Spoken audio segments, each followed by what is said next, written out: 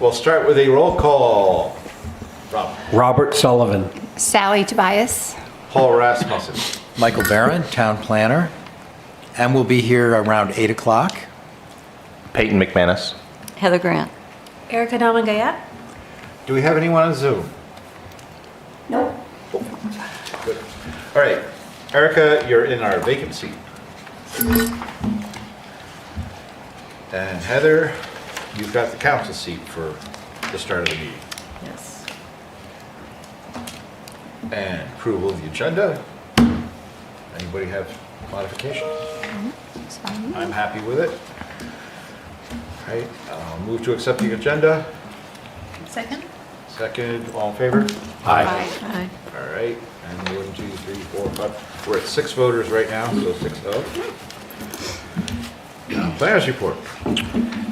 The only meeting that we have scheduled next month is December 11th. We have 4 items on the agenda: public hearing for Young Drive, which is before you tonight, public hearing for an amendment to the Historic District Ordinance about their purview. We have a new application for a facade enhancement to Mill Plaza, which is coming to you in a few weeks. And we have a very interesting application, a preliminary for the old Cumberland Farms building at 3 Dover Road, believe it or not, to relocate the Dunkin' Donuts over there, not with a drive-through. So that will be a preliminary discussion for that project. And that's all I have. Very good. Any questions for Michael? Wasn't there the property that we went to visit on the Oyster River? I thought they were pushed to December 11th. Or They were, that one was, Baby you know, Road? Something? the one on the water that we did that Saturday, that was Riverview. Riverview. That was They, delayed a bit. they're currently postponed to the 11th. Are you Right? still scheduled Yeah. for the 11th? Yeah. But he's, hopefully he'll be able to keep that schedule. He's had a little difficulty securing a professional to put together his plan on a tight time frame. So hopefully he'll have that done, go to the Conservation Commission next week. And Commission meeting, then they're probably going to get pushed to January. right. That's good. All right. Any other questions for Michael?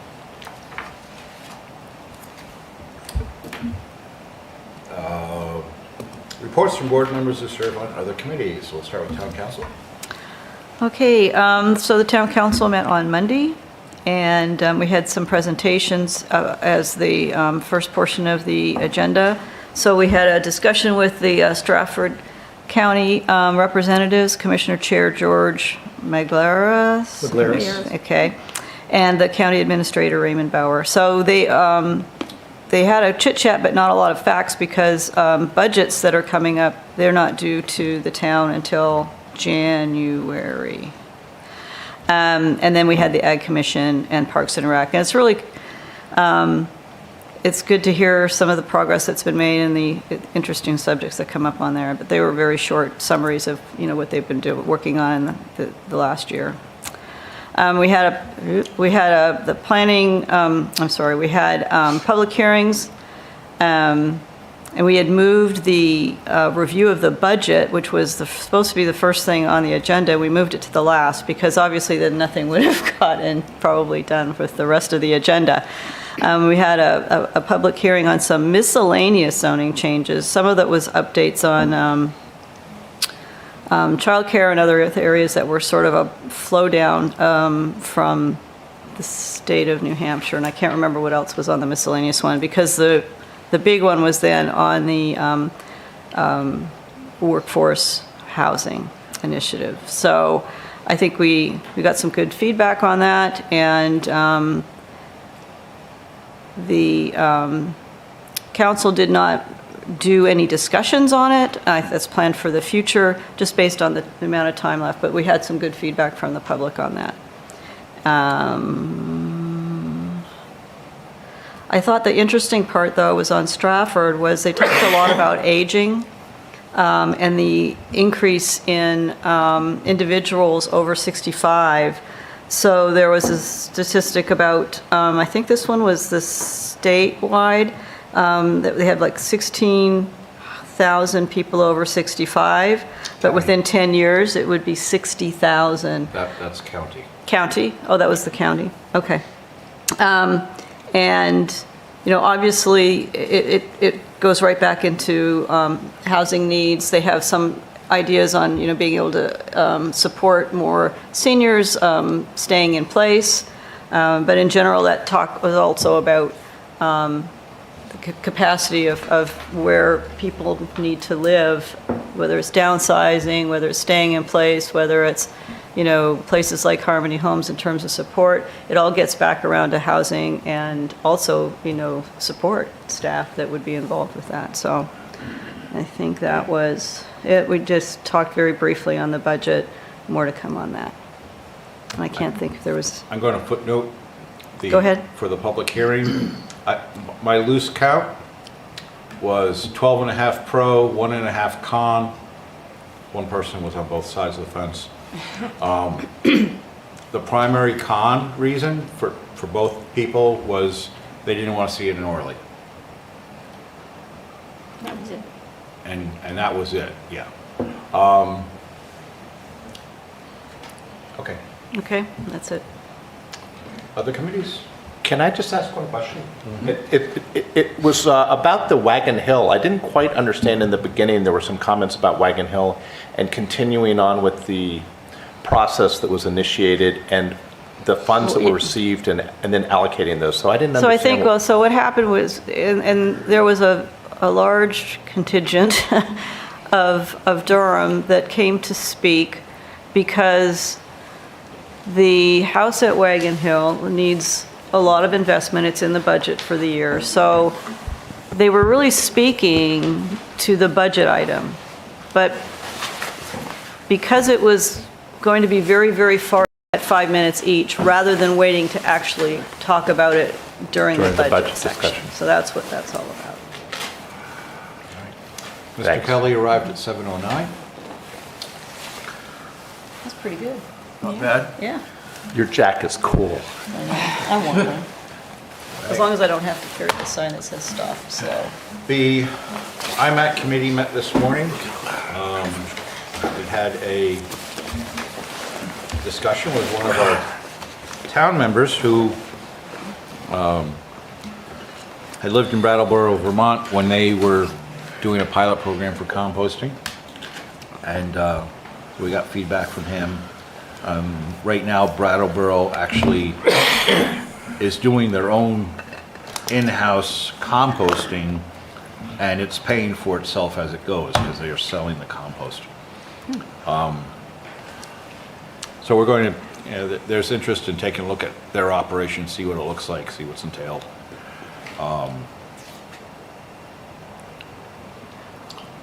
Our own compost challenge is now closed, and they're compiling the data. And the rest of the meeting was spent trying to prioritize all the different initiatives that want to be worked on, to try to figure out what we can get what should be worked on first so that we start getting stuff accomplished.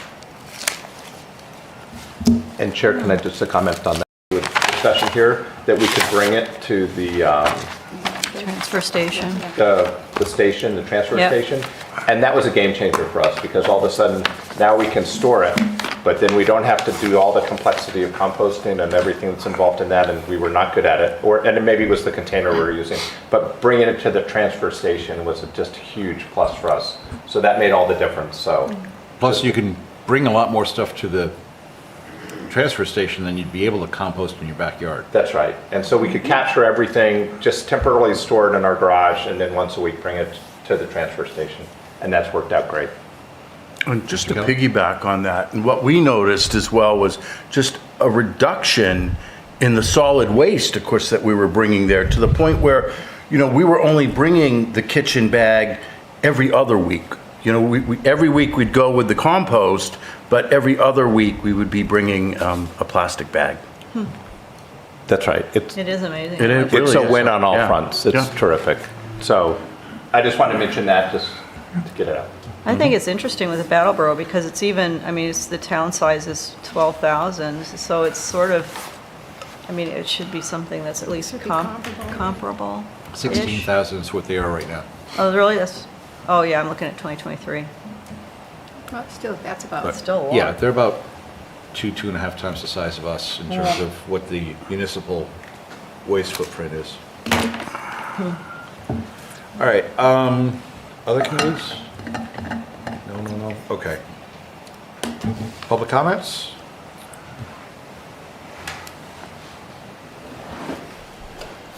Okay, Eric Lund speaking for myself. These opinions are not necessarily shared by anybody else on town council. Seeing the item about the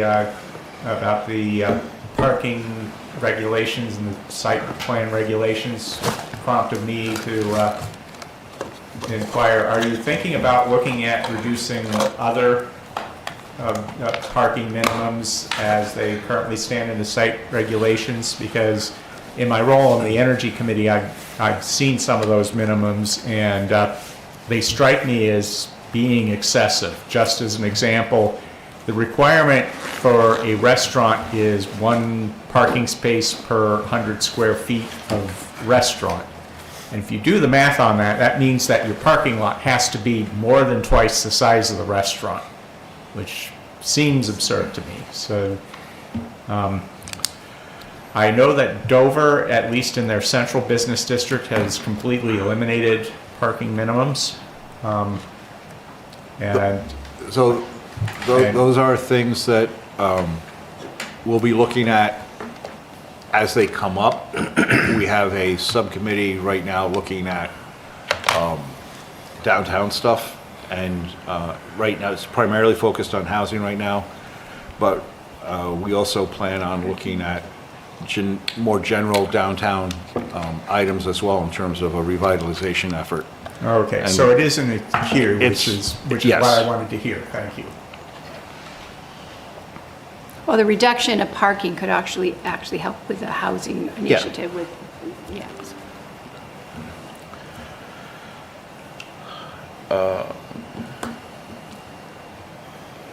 Any more comments? No. Very good. Item 8, 911 Young Drive condominium conversion. Application under the subdivision regulations to create a 2-unit condominium.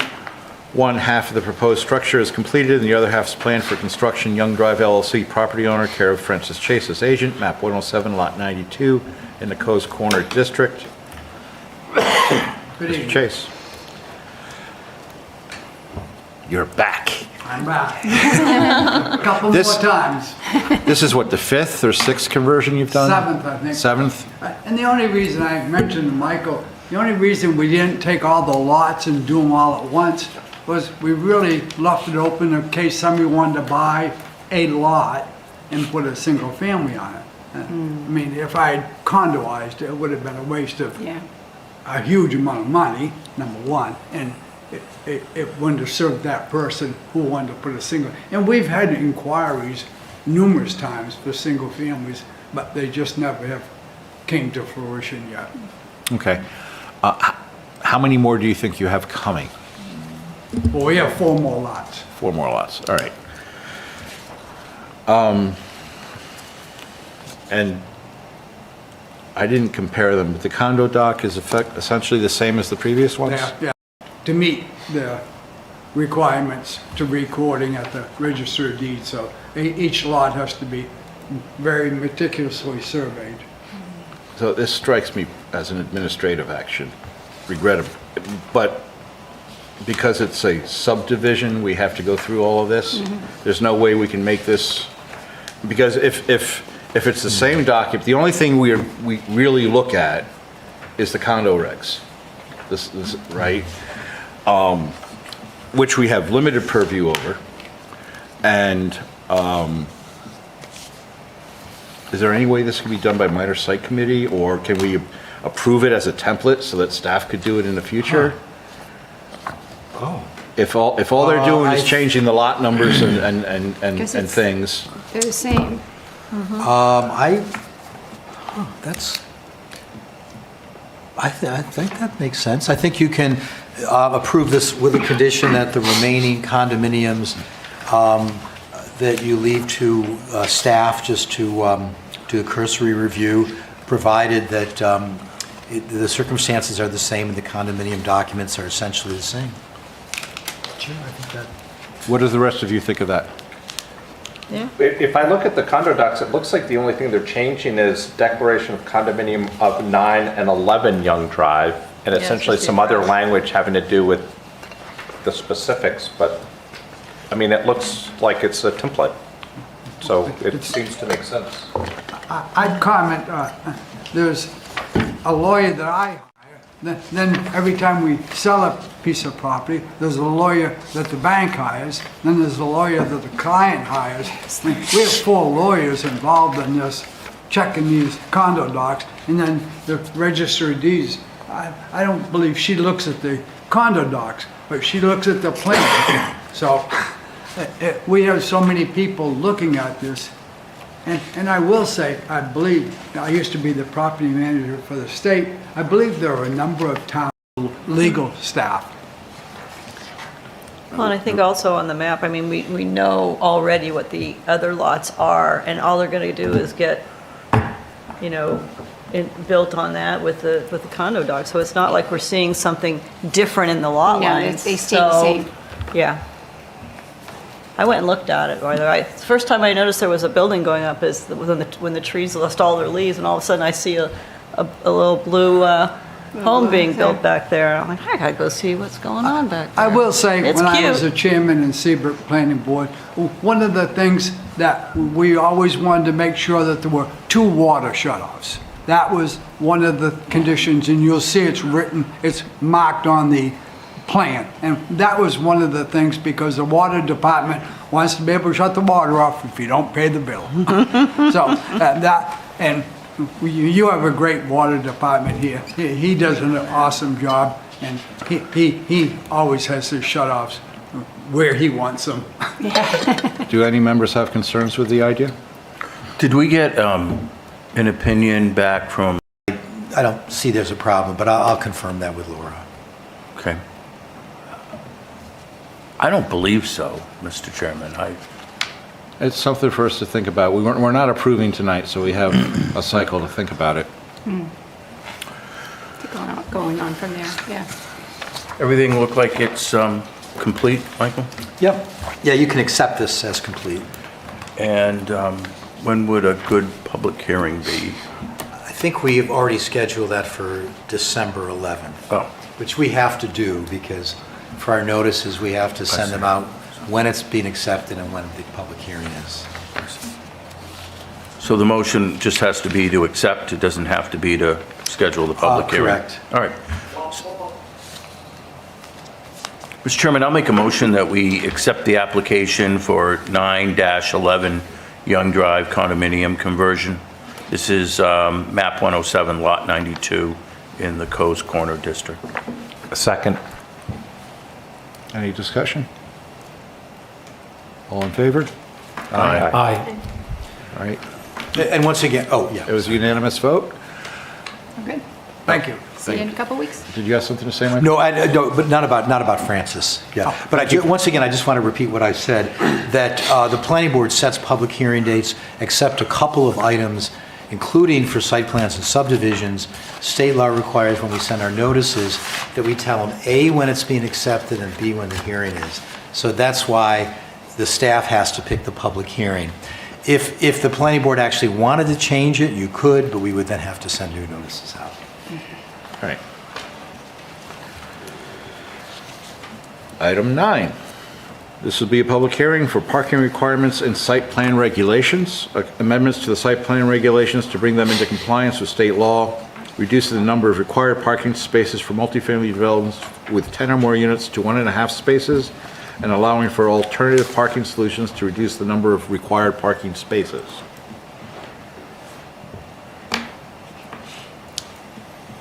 So, I'll move we open the public hearing. I will second that. All in favor? Aye. Is there anyone here to speak upon this item? Do we have anyone in Zoom? Not with hands up. Thank you. I don't see anyone wishing to speak. In that there is no members of the public wanting to speak on this matter, I move that we close the public hearing. Second.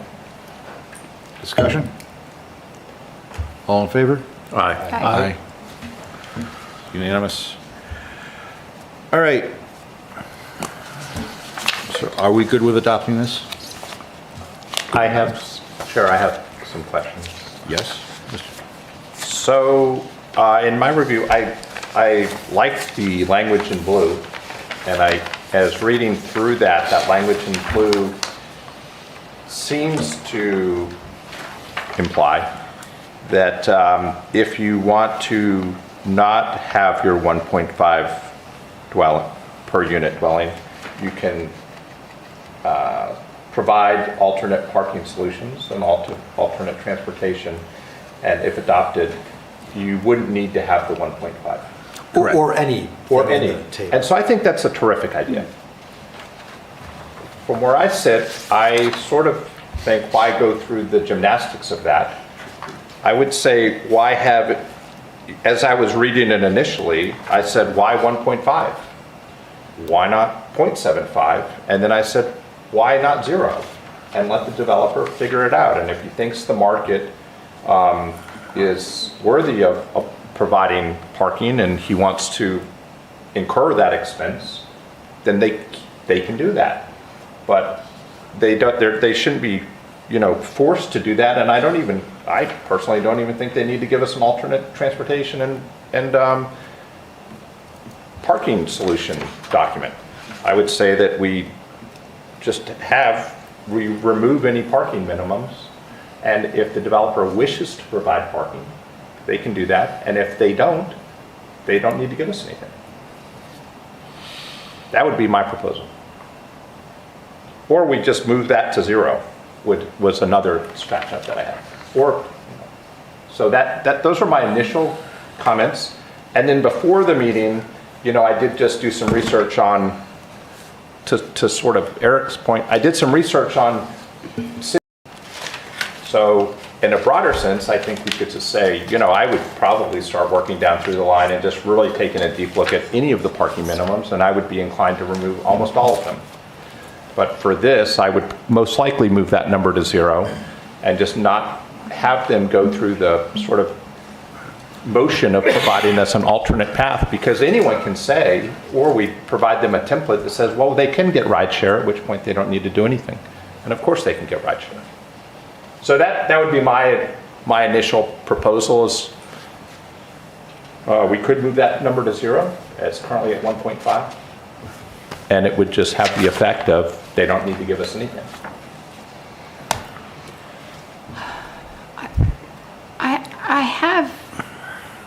I'm kind of agreeing. I think the market will bear its own burden on that. I think there are certainly some locations where if you have to have parking, your parking is going to be off-site anyways. It's going to be, if they choose to offer parking, there are probably most people that require a parking that is close to where they're living would not choose to live there. So it would be what their availability of land and what the builder's choice would be, and understanding the market that they're going to get. Yeah, I don't know why the 1.5. Thing is, we do have a lot of parking, and I think that unless you drive, when you go up to these shopping centers and realize how much wasted parking there is and how much asphalt there is for that never gets used, it's absurd. But in a downtown environment, in a dense environment, it's harder already to find parking. But in a less dense area, but a dense development, you have just a big pile of concrete. So I think that never gets used because they're just simply too high. So I would not have a problem stepping out of comfort zone saying, I agree with that. Myself. Sure, I'll weigh in. It's kind of a leap of faith for me at this point to make it zero.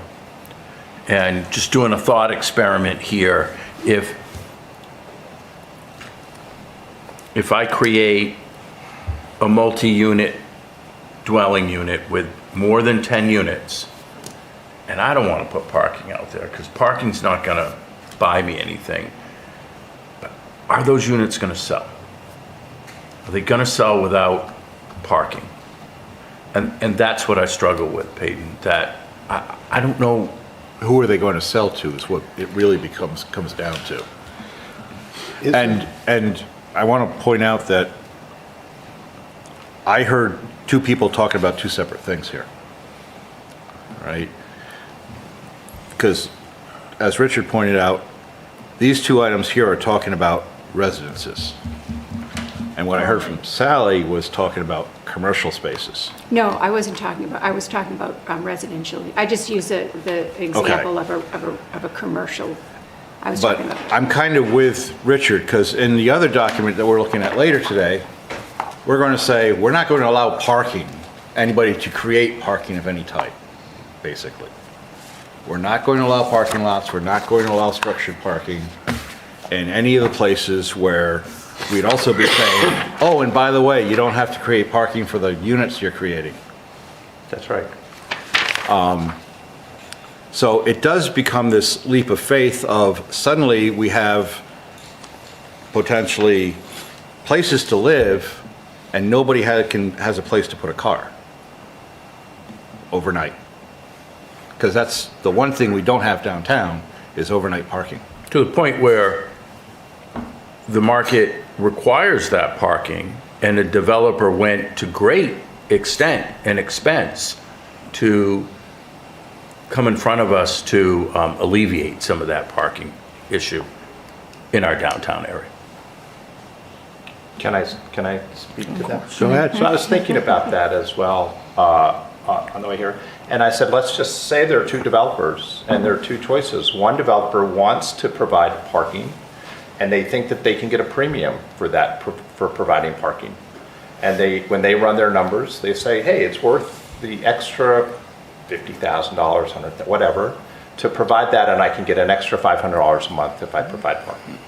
Another developer says, you know, I don't want to do that. I think there's a market for folks that don't want a car. Maybe whenever they need a car, they call Uber, or they take the train, or they have a micromobility device, and they say, I don't want to do it. Now, with the language right now, they could say they don't want to do it, and they just have to provide us a document that says there's adequate walkability infrastructure. They have to provide a believable document. That's right. And they could say, I don't want to do it. And then I would say to them, well, you know, you think there's a market for not providing parking? I would probably be inclined to agree with you, because as I look to retire, I kind of want to retire someplace I don't have to have a car. So I would say that seems like a reasonable choice. It shouldn't be our job to force onto them a requirement for parking when they don't think they need it.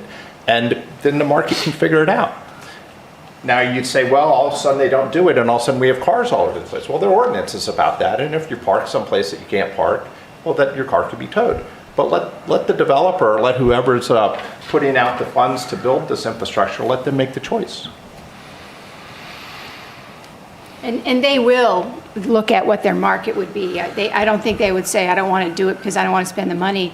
They're going to be looking at, because first of all, they have to borrow money. Banks are going to say, you're going to look at everything. You know what I mean? And they're going to say, well, you're not providing parking, but you're providing, 3-bedroom apartments. Those are families. So why are you not providing any parking for that? You know, so there would be some give and take and some thought process on the side of the developer. They wouldn't do it if they didn't think if they thought they needed it, they certainly would include parking in there. And then just one more comment, and maybe a little broader on that. It's quite possible that we've been providing so much parking and we've over-subsidized this transport mechanism that we haven't built out all the other infrastructure that you would probably build out if you didn't have these cars. So then you say, well, okay, they're now in a building that doesn't have parking.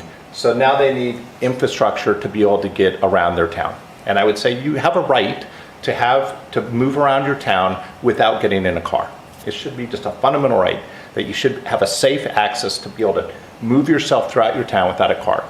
And, you know, we've kind of like created this thing where everyone has to have a car, everyone has to have parking. Now we've kind of downshifted on all this infrastructure that allows that. Let's just let people figure it out. And if someone doesn't want to provide parking, they don't provide parking. And then, you know, let's see if they can rent it. My guess would be they can rent it. And then they don't have to build all this extra infrastructure they don't want to build. So where I am is, I'll agree with you that 1.5 is high. I just think 0 is too low. I think the indirect language of this is, it is 0. And so the indirect language is they just need to give us some document and they're going to get to 0 anyway. So I would just say, just. No, they're going to give us potentially some document and say, what I really want is 0.7 or something like that. And they might say 0, but If they want to build it, they can build it. I'm not saying, But- I'm not saying we're preventing them from building it. If they'd like to build it, they can build it. But why force them to build it? In the past, and we're doing that all over the place. So when I look at that, I say, I don't think we should force them to build it almost anywhere. If they want to take the risk of not building it, let them not build it. Plenty of towns are doing it. Just a, I don't read the alternative parking solution process as onerous. It seems like a reasonable plan could be advanced by a reasonable developer. And then if they have a convincing argument, then in 10.2A5, it says the planning board shall approve it. I'm not sure I like shall. That's, We will. you know, it should, or could be may approve it. And then you immediately, so the planning board, the way this is written out, sounds like they need to say yes, regardless of what the plan says. But if that says may approve it, great.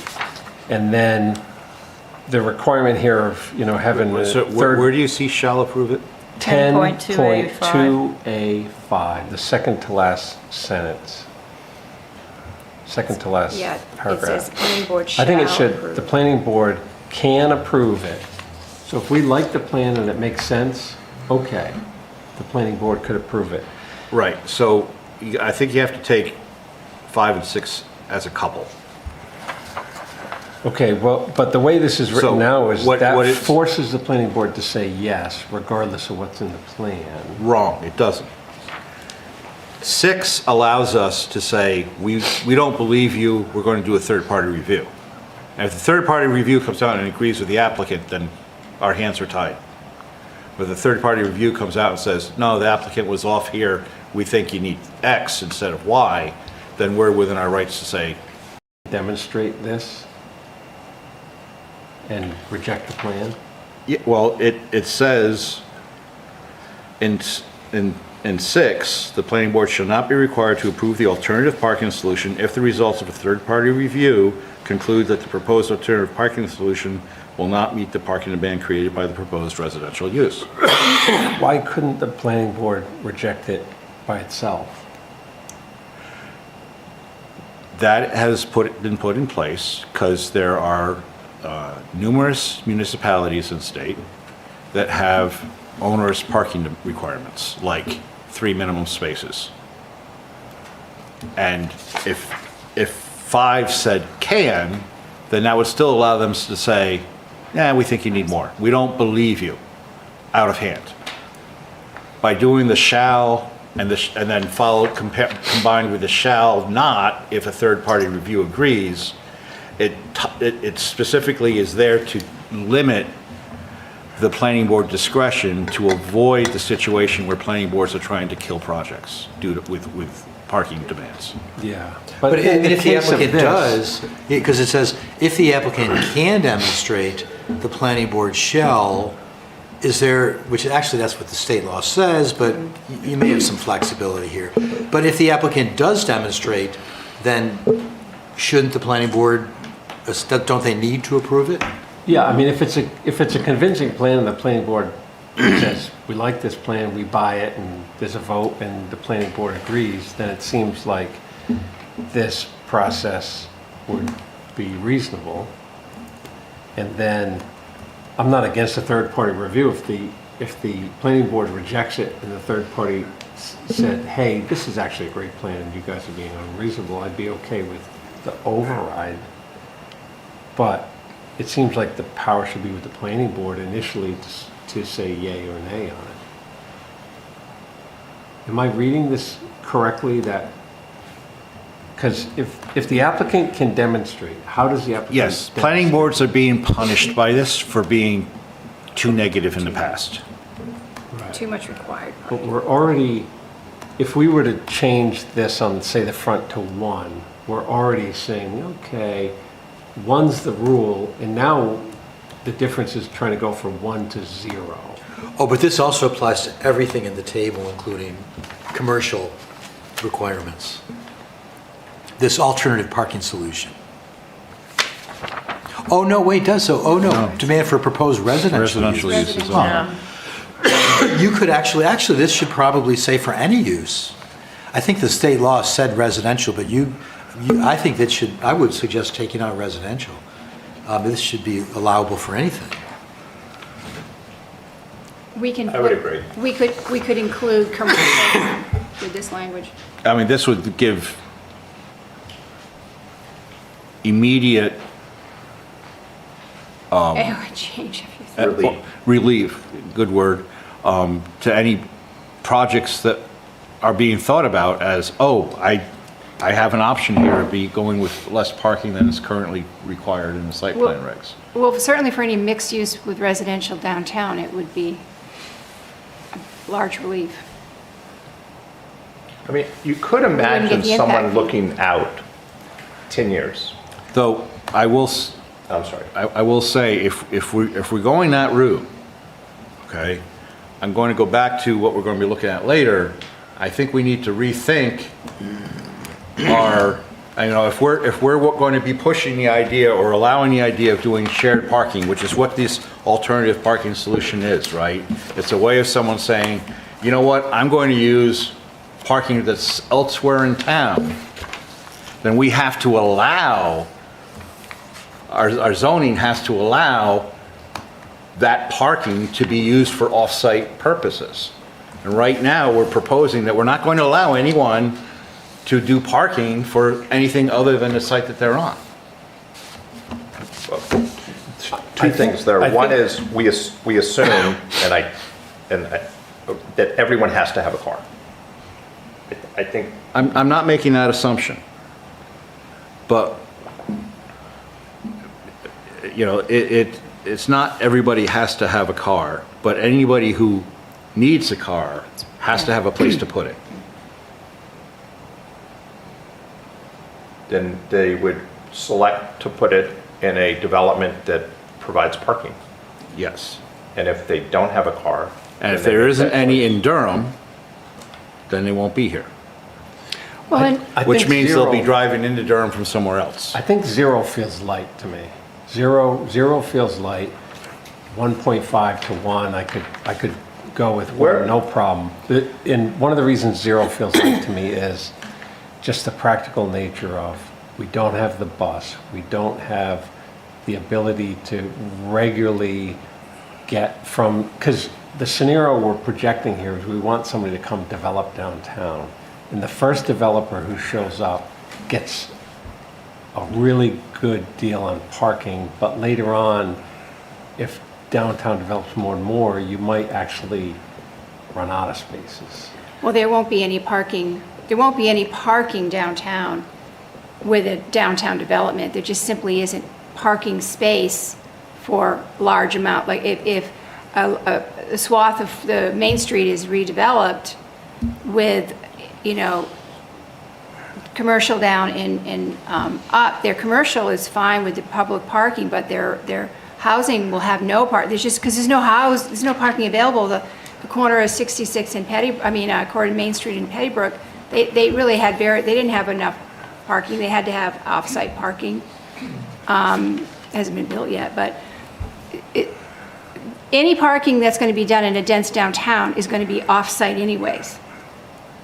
And that would probably be, in this case, if we did 0, they would just offer options. They would probably have a list of options for their renters to pick from, but they're not required to supply it.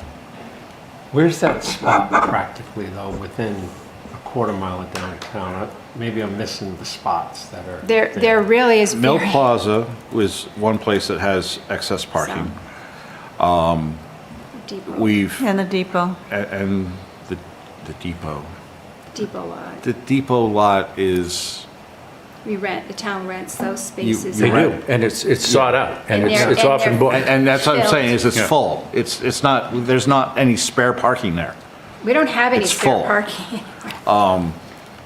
But that's all another problem, I think, when you think, what I don't understand is that Either this way, it's gonna be allows them to go offsite. to 0, as long as they've thought about it. So To that's why I improve it. think it's at 1.5, it's, just leave it the way it is, it's a Mr. state Kelly? document, it's well worded, Right. and and if the developer says, these are the reasons why I don't need it, and we say, okay, and it's done. I don't know why that's not good enough for now as a step, because it's true that we do have parking issues. And, I mean, I have an acquaintance in Agunquit. She lives in the upstairs in an apartment above one of the shops in Agunquit. Everybody's been there. It's pretty similar to here, right? Everything's close together, older buildings, apartments above, shops below. Place to park. And in Agunquit, a resident in those areas gets a permit to be able to park overnight in the public lot. So she has a car, she works from her apartment, so she uses it her car about 3 times a week to do the things that she wants to do outside of that town. And it works well, but we don't have that kind of a plan right now. So, Richard?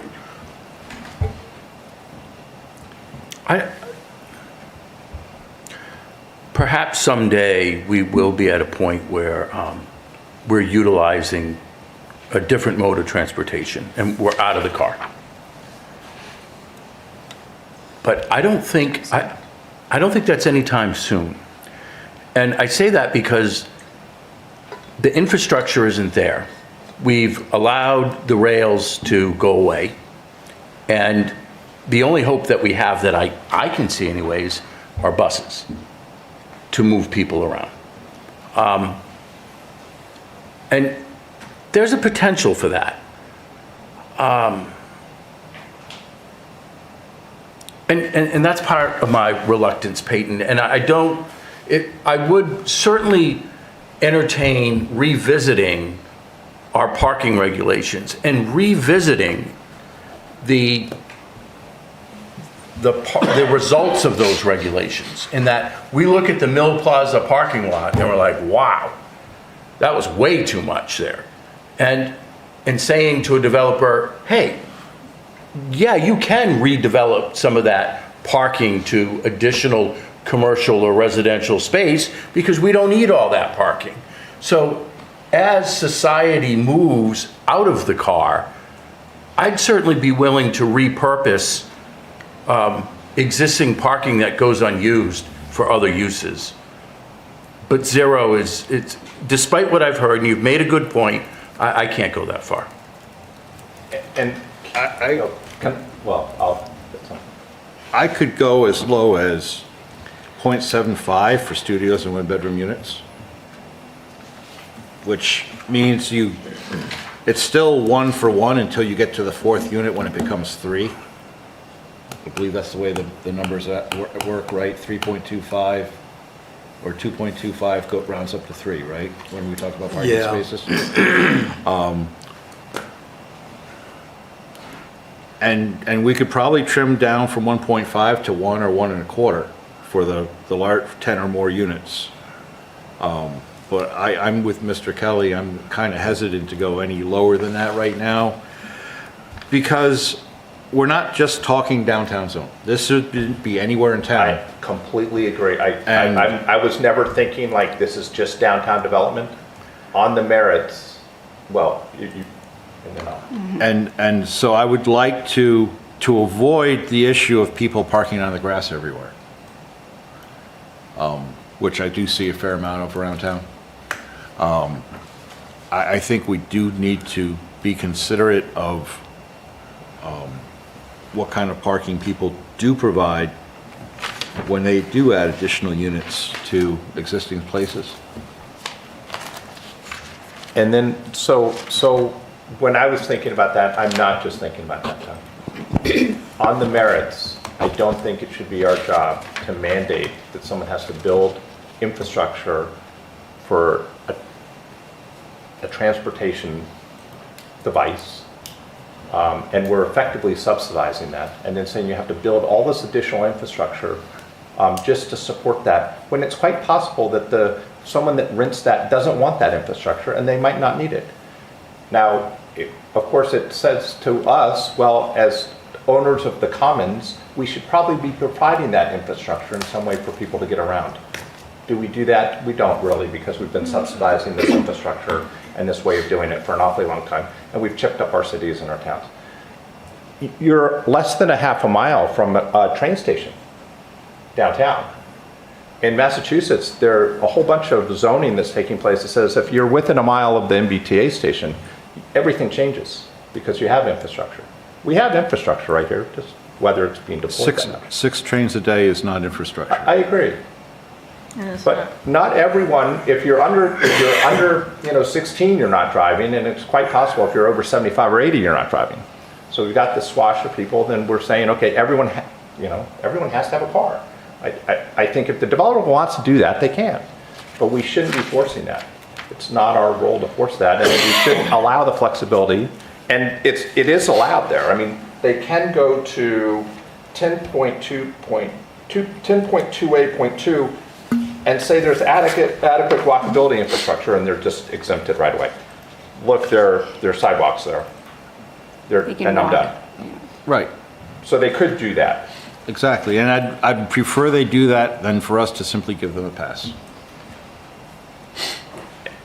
And to Mr. Kelly's point, I would say it's well past time that we should start actually doing that we don't need to wait forever for this. It's quite possible that in a few years you have these, self-driving devices that are parked off-site somewhere, and they're coming to pick me up. And to have a parking spot that's just allocated for 90% of wasted time just doesn't make any conceptual sense.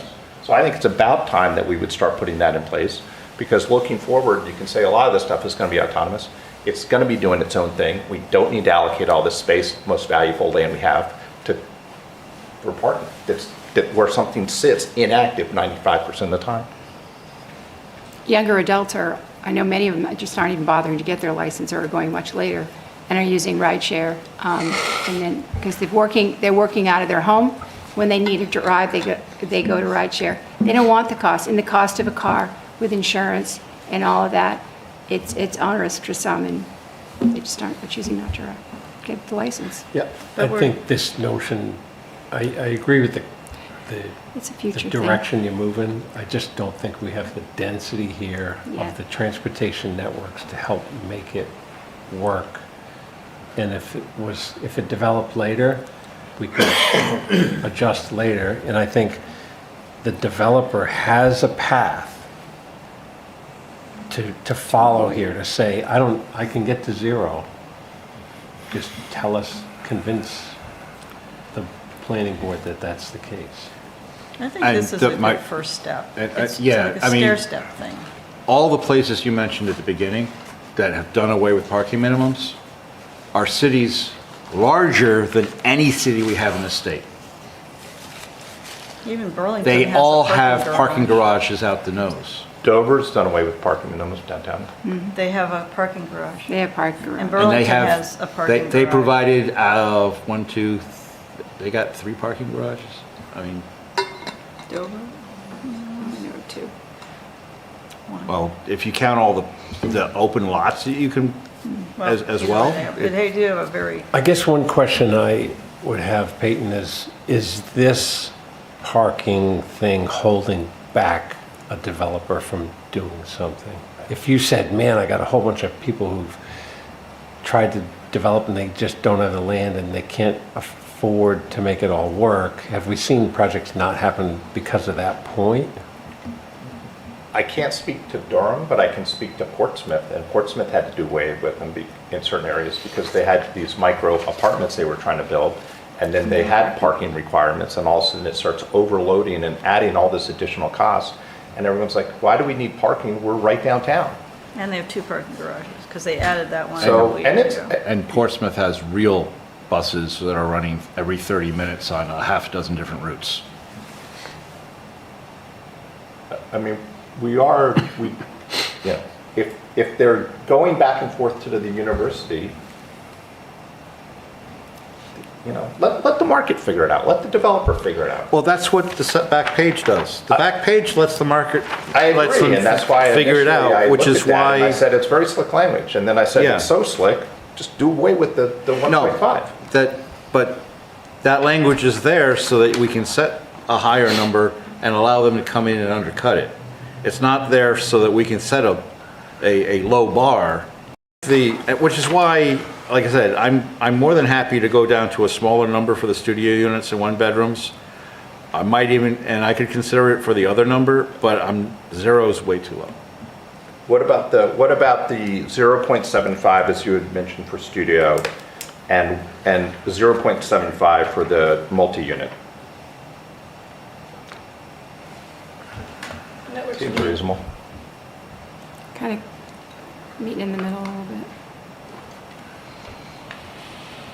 I mean, I'd obviously like to get to 0, but That's a good compromise, though. it's, you know, I think I'd prefer to go with 1 and 0.75.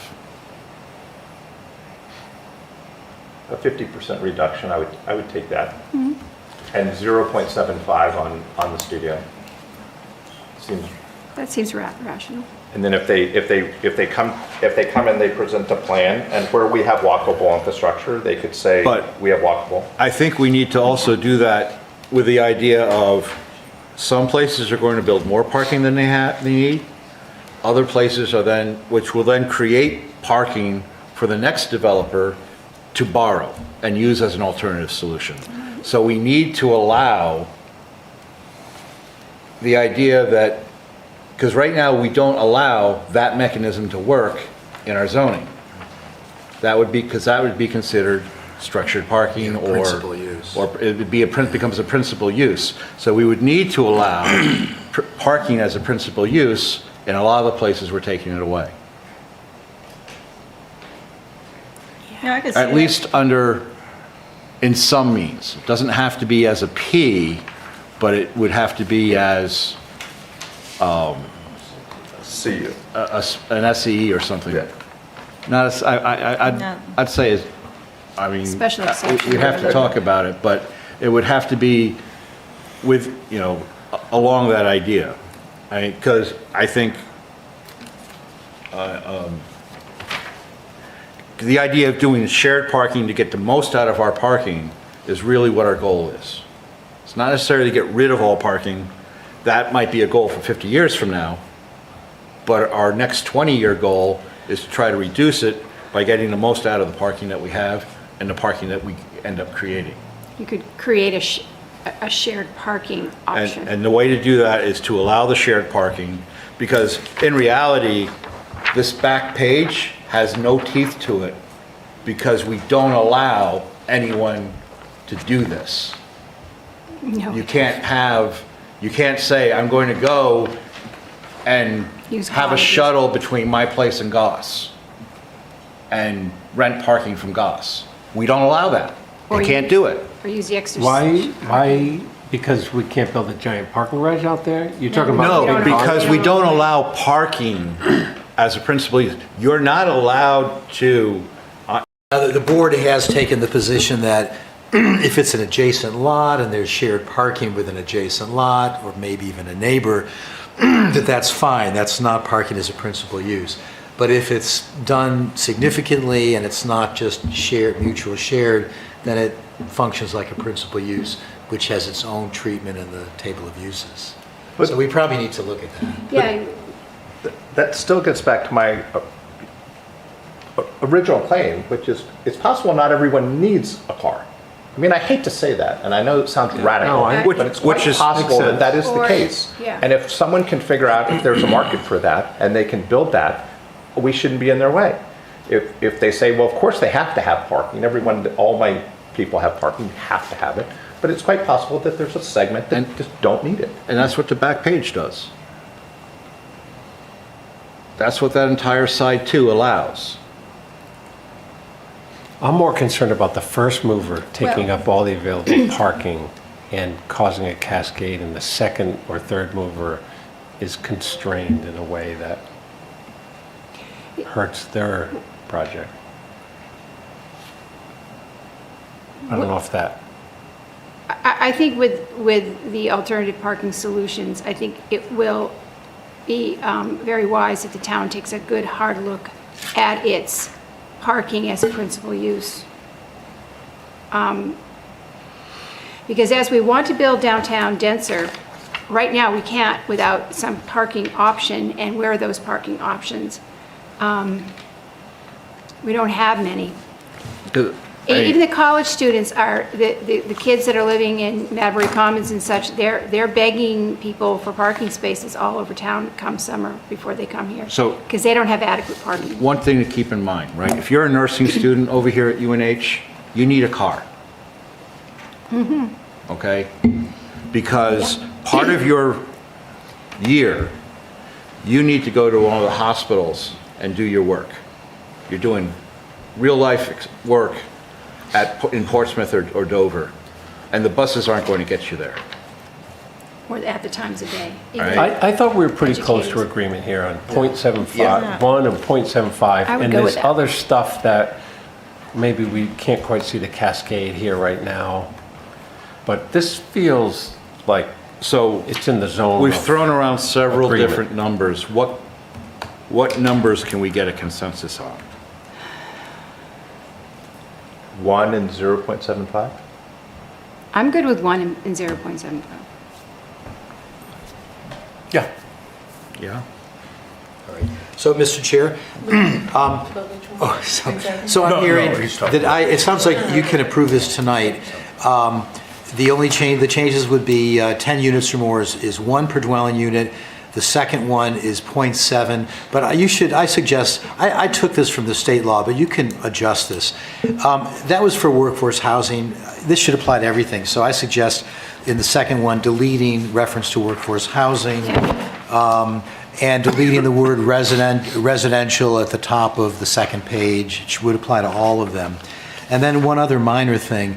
The last one, 10.2A.6, this is not saying you need a third-party review to reject it, but one could read that and incorrectly come to that conclusion. So I would suggest adding in the 10.2A.6, the planning board shall not be required to approve it if the results of a third-party, if a staff or a planning board member or anybody gives you a compelling analysis, that's sufficient. Well, if they come with an alternative parking solution, which has been backed by a, what's the term I'm looking for? Traffic study planner type guy. Yeah. A professional Somebody, in their field. a professional, it can only be countered legally by another professional. Yeah, It can't be countered by somebody's back. Right. and it certainly shouldn't be countered Calculations. by a member of the planning board. So do you want to add or another acceptable analysis or not? I would say, I would I say. think that opens up the table, the idea that anybody could come to us from the public and do their own analysis that counteracts, and yet they don't have the referential authority to be acceptable to us legally, and that would just create a lot of angst. All right, you are not required under the logic here, but somebody could read that and misconstrue that you require a third-party review, but. I think that if. Well, I think when you take 5 and 6 in combination, it sort of says you have to. It's And I think along it- with what Rob was saying. I think that's reasonable if they have something and we have concerns with it, that we should say, we don't really believe it. I have a feeling that you could get something over there, or you could do something here. And then a third-party review is the fairest staff or planning board. That brings bias into the situation, and a third-party review takes that away. You can't have Okay. All right, so are those, all right, so are the other ones acceptable? 1.75, eliminate the reference to workforce housing, and just eliminate the term residential? Can I just And where's that term residential? Heather has her hand Second up. line of page 2. gotcha. What is it, Heather? Well, I was just wondering if 2A.5 and 2A.6, if getting 6 is kind of confusing, can we make it so that it's just a sub of 10.2A.5? Instead of adding a 6, could it be Just continue, an A, but, you know, a side, or B. a bump into an A, or it could be a You know, we sort of 5.1? saying the planning board shall approve, at the end of 5, shall approve the alternative parking solution unless a third-party review shows that, I just think that would, because people have been talking about confusing, that I agree with Michael's other changes, but that this might be one thing that would be clearer if it was a sub-explanation of 2A5. But it's not a make or break, but, You could just lose the 10.2A6 and then just have that paragraph just continue on and be part of Yeah. 2A5 yeah, exactly. So, without changing the language. planning board shall approve unless, or I think what Heather's saying is make 10.2A6, Part of 5, 10.2A5.1. 1. Who pays for the third-party review? The developer? The applicant, yeah.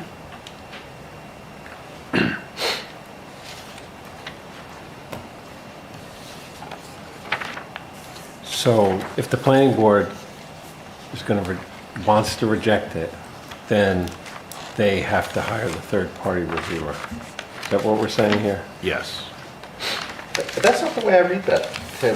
yes, it actually does not say that. It's the opposite, I think. I think that what's taking place shall not be required to approve the alternate if the results of a third-party review conclude the proposed will not meet the, wouldn't the third-party review come from someone that opposes the project, and then they would create the third-party review? Well, this is, No. that's one potential.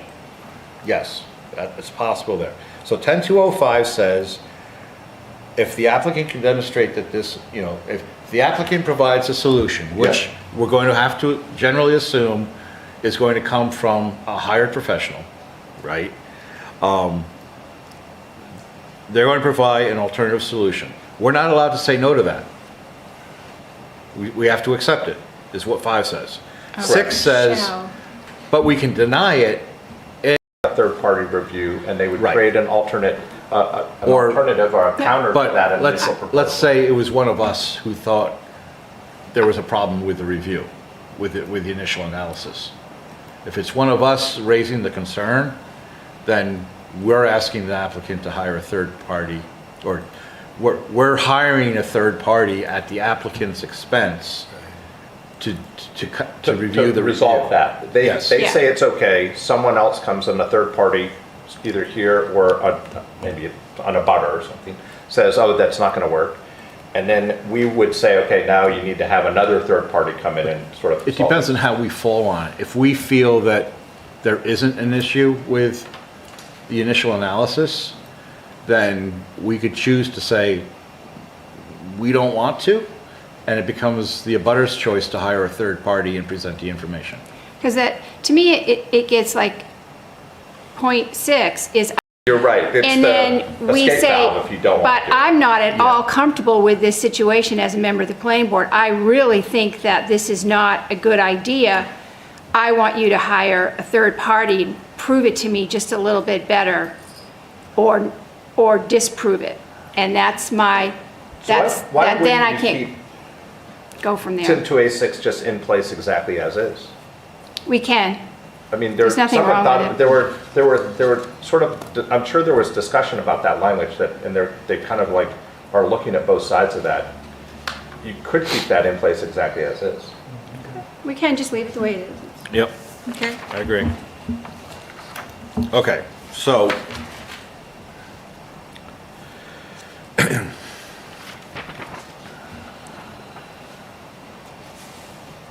So those four changes from what's before you, 1 and .75, delete workforce housing reference, and delete in the second line on page 2, the word residential. Where's the Agree. workforce housing? The First page? second thing, that's how the state designated Whereas the it, but it's... studio works. Yeah. so it's for better just... under apply 1,000 to all. square foot units. Just leave the designation of workforce out of there after. Got it. Where's the residential? The second line on page 2. Oh, okay. Oh, there it is. I was checking where else residential is used. I think the other places where residential is used on that page is okay. Would you replace residential with development, or, because for a proposed use is sort of flat? Yeah, It might not be a development, it might just be a change of use. For a proposal? For a A proposed you just say use. a proposed use? A proposed And just use. keep it as is, okay, that's fine. Yep. I'm good. So that's 3 changes. 5, workforce housing, and delete residential. Oh, workforce housing, right. Okay. Okay. All right. Motion We're accepting this? for acceptance? I mean, Yeah? You actually adopt it. Doesn't have to go to council. we just, right. Site plan. We need a motion to adopt it, right?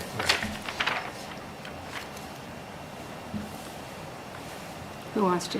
I'll move that we accept the amendments to the site plan regulations as amended this evening. Did you mean to say adopt, not accept? Yes, I did mean to say adopt, thank you. That we adopt this amendment to the site plan regulations, reducing the number of required parking spaces and allowing for alternative parking solutions. November 20th, 2024, as amended in the 4 locations. Second? Any more discussion? All in favor? Aye. Aye. Aye. Here's the standard format. It's the same. Just says to be adopted. Oh, yeah, we adopted. We have this. You picked a fun one to come to, Eric. 5.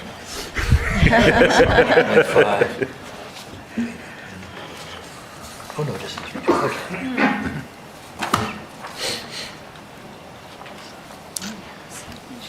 All right. Item 10, public hearing amendment to zoning definitions. Proposed significant rewrite to Article 2 definitions of the zoning ordinance.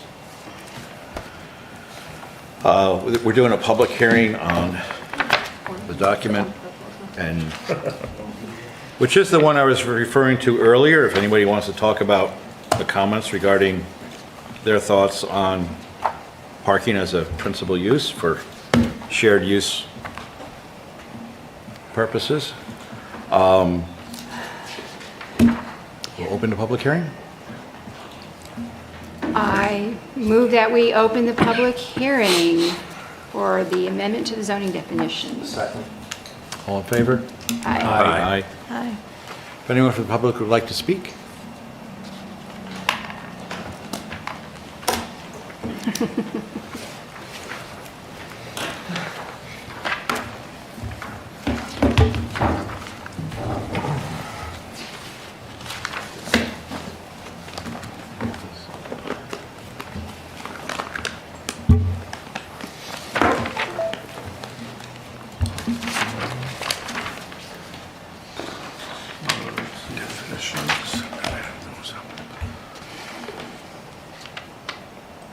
Joshua Meyer with 7 Chesley Drive. So first, I'd like to thank you for working on this. It was painful even to watch some of the intensity of your discussion. all the labor, the thinking, and so forth. I also very much wanted to thank you for responding to Beth Olshansky's letter of some months ago about what we wanted and did not want to see on, in terms of principal uses on Church Hill. And so that's, of course, a great relief of not reliving painful history. And what I didn't always understand one thing, I just mentioned it, of the deletions. It seemed to me you deleted more than you edited, and it would be interesting, I think, for me and the public to hear what your thinking was. So you're trying to lean down the definitions, and so I don't know, you don't have to answer that right now, but I wanted to share with you some thoughts about one thing that I'm very sensitive to. It may no longer be a prime issue because of some other changes you already made, but something to think about, and that is the evolution in society on many issues of things that used to seem just to be dualities, a yes and no, and have become much more complex. So it's not the most elegant title, but I wanted to talk to you about the subtleties of reality in terms of the variety of landscapes and the variety of possible proposals, just to kind of anticipate things that might not fit into it's either this or it's that. So when I was growing up, in TV shows, somebody would fall down, a doctor or somebody else would come over, take their pulse, put their ear to their heart, and dead. And there are many people who have gone on to full lives and reproduced who had the symptoms that led to that they're no longer alive. So that with a lot of technology now, this cardiopulmonary criterion no longer matches, and you have the whole complexity and now stages of death. And even people who are in persistent vegetative state, which on the verge of being disconnected, it turns out in recent studies that when you ask them to imagine the last time they played tennis or did certain actions, that their brain waves match those of people around this table when they imagine those things. So there are a lot of category fuzziness. Some of you may or may not know about the local musician Jason Krigler, who basically died on stage in 2004. And they were going to disconnect him. His family refused to accept that, and they worked with him for 3 years. And he actually asked me to come and play him my original songs and work with me on revising those. He's very much alive. So and there's a whole documentary about that. Some people, including our new White House, may not like the idea, but there are actually at least 70 different definitions of genders, and they vary across cultures. So when I saw you have in the definitions, page 33, there's just these two things. It's either like the Portsmouth parking garage, or it's like the parking lot outside of Town Hall here.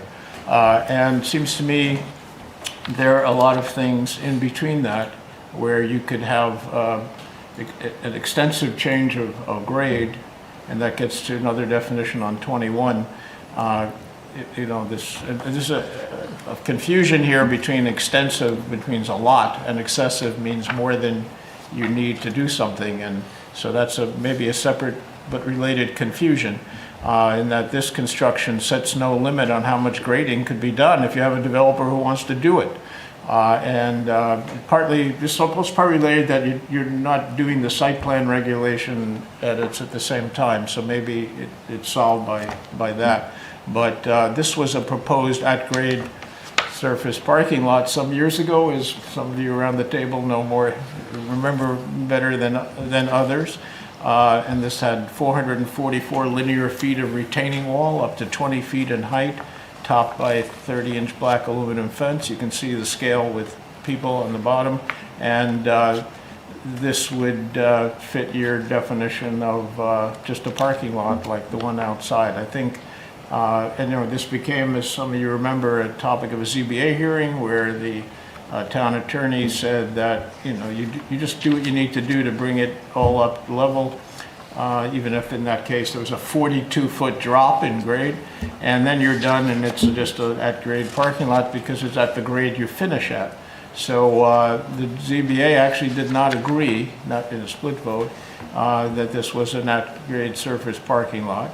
And then, as Paul and Michael surely remember very well, and Richard probably also, and Sally, that led Paul Rasmussen right after that meeting, the ZBA meeting, to say, let's change it, and something, what you've sort of moved in that direction.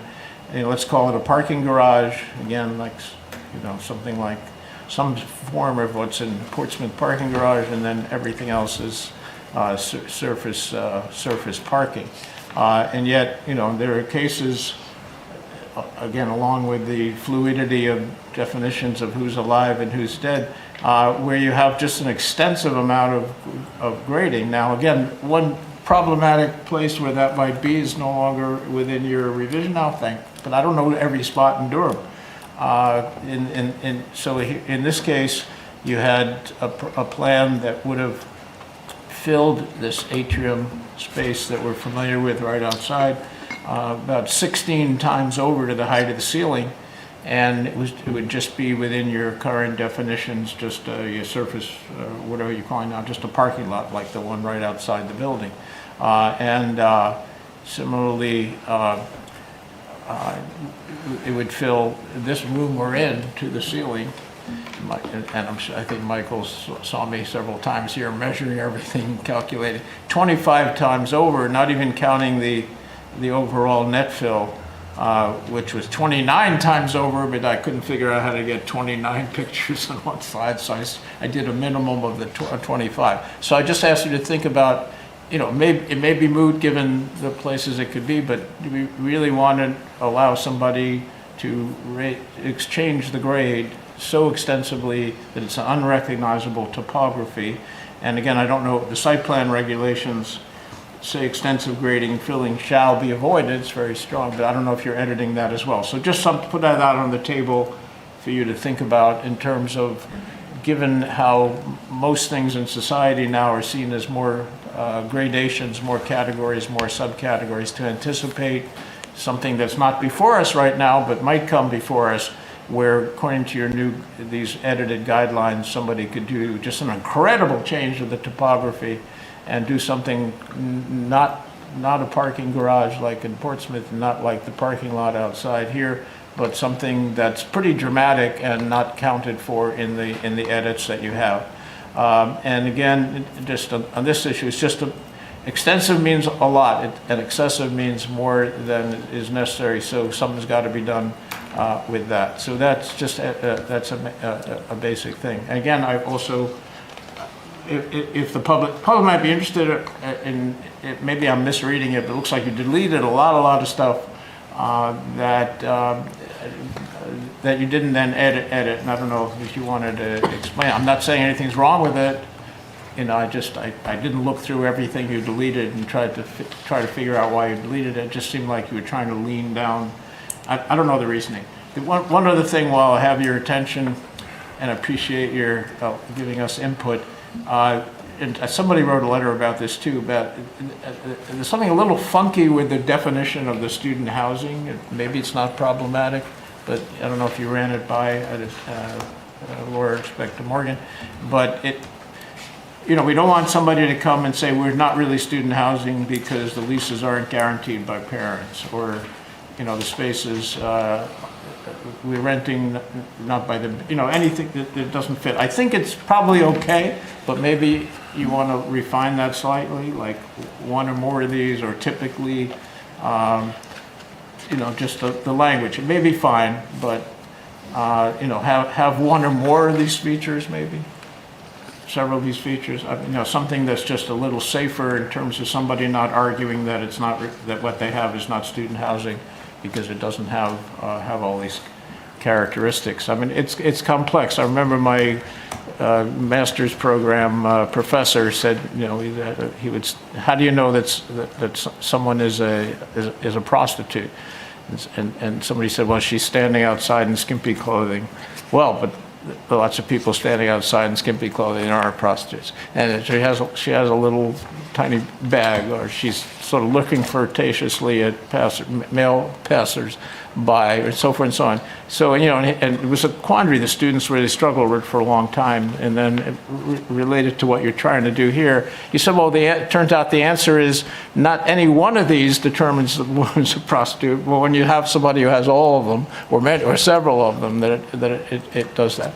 But you don't want to get, I think we want to avoid a situation where somebody wiggles out of it being matching your definition of student housing by saying, well, that we don't do something that's not, that each bedroom doesn't have its own bathroom, so it's not student housing. I think you understand what I'm saying. So those are the thoughts that I have, and I appreciate, again, all the time that you've taken to go through this. It's kind of a thankless job, so I wanted to thank you for that. Oh, Josh, if I may, a number of the items in the ordinance, you'll see there's a whole page of red. And wherever that appears, that was probably relocated to another part of the ordinance. So it's somewhere else in there. Yeah. Okay. In the next iteration, we had notes. You could probably label that, Yeah, we'll do that. I think you may have done it in one or two places. We did, and then we thought, well, but anyway, I'll put notes back in so people can see that. I mean, the other thing here, just, this is a week of a crazy number of hearings, and I think you'd have more people here if they didn't have one day in between all the hearings on Monday at the council. And then, and I alerted people who tend to be attentive to these things, check through these 73 pages and try to come to say, have questions or comments. And a lot of people, just couldn't bring themselves up to that level of energy and engagement. So it's something to think about in terms of scheduling across. It's not the same entity. That was at the council, it's the planning board, but it's the same town and the same concerns and the same people. And that was a little overwhelming. But I know you have your own schedule constraints. But all right, anything else? And you asked about things being deleted. A number of them were deleted because the definitions were combined into one thing. And then, obviously, a number were deleted because they were perceived no longer relevant. Okay. Well, they weren't mentioned in our zoning ordinance. If we could not find the word other than the definition. Then you took it out. Yeah. It's to avoid something we had some years ago about table of uses, if a dormitory was allowed in town. Is that what you were thinking of, or just something like that? Something along those lines. Yeah, okay, excellent. All right, I just thought people wanted to know that. Thank you so much. Is there anyone in Zoom that'd like to speak? Yes, we have a hand up.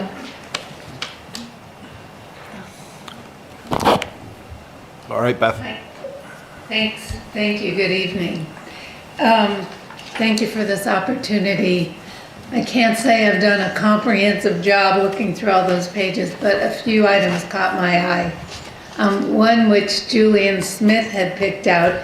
I was curious why on page 13 under conservation activities, I saw that what had been crossed out was something like motorized vehicle trails, which made sense. Oh, motorized vehicle way or something like that. It made sense to cross that out.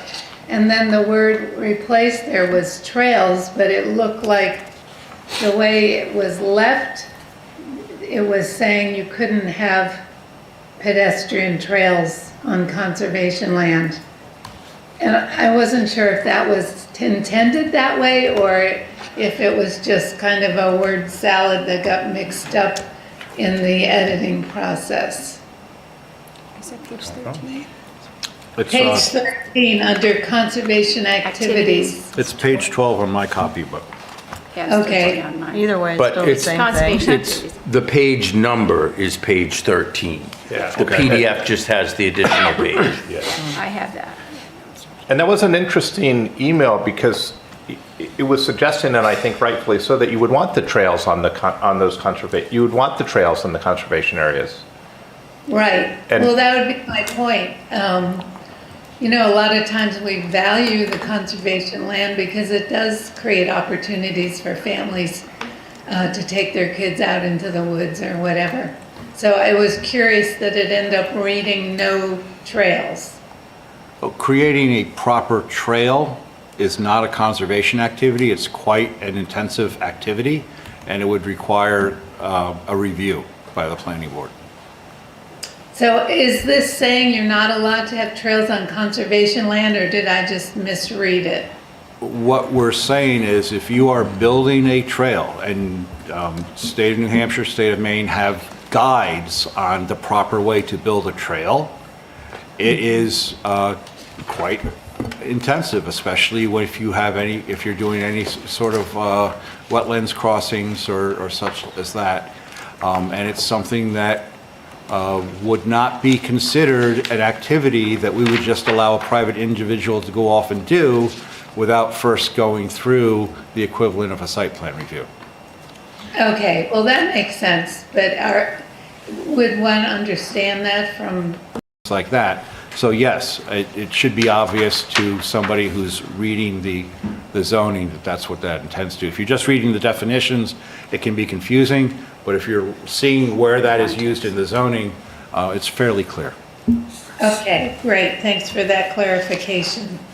Well, I had a few others, so on my page 21, not sure what yours is, and Josh picked up on this too, that the definition of extensive grading seems to be saying as long as it's not more than is needed for a developer to complete a proposed project, which I don't know why you'd even have a definition there if you're basically saying anything that anyone does to finish their project is fine and not considered extensive.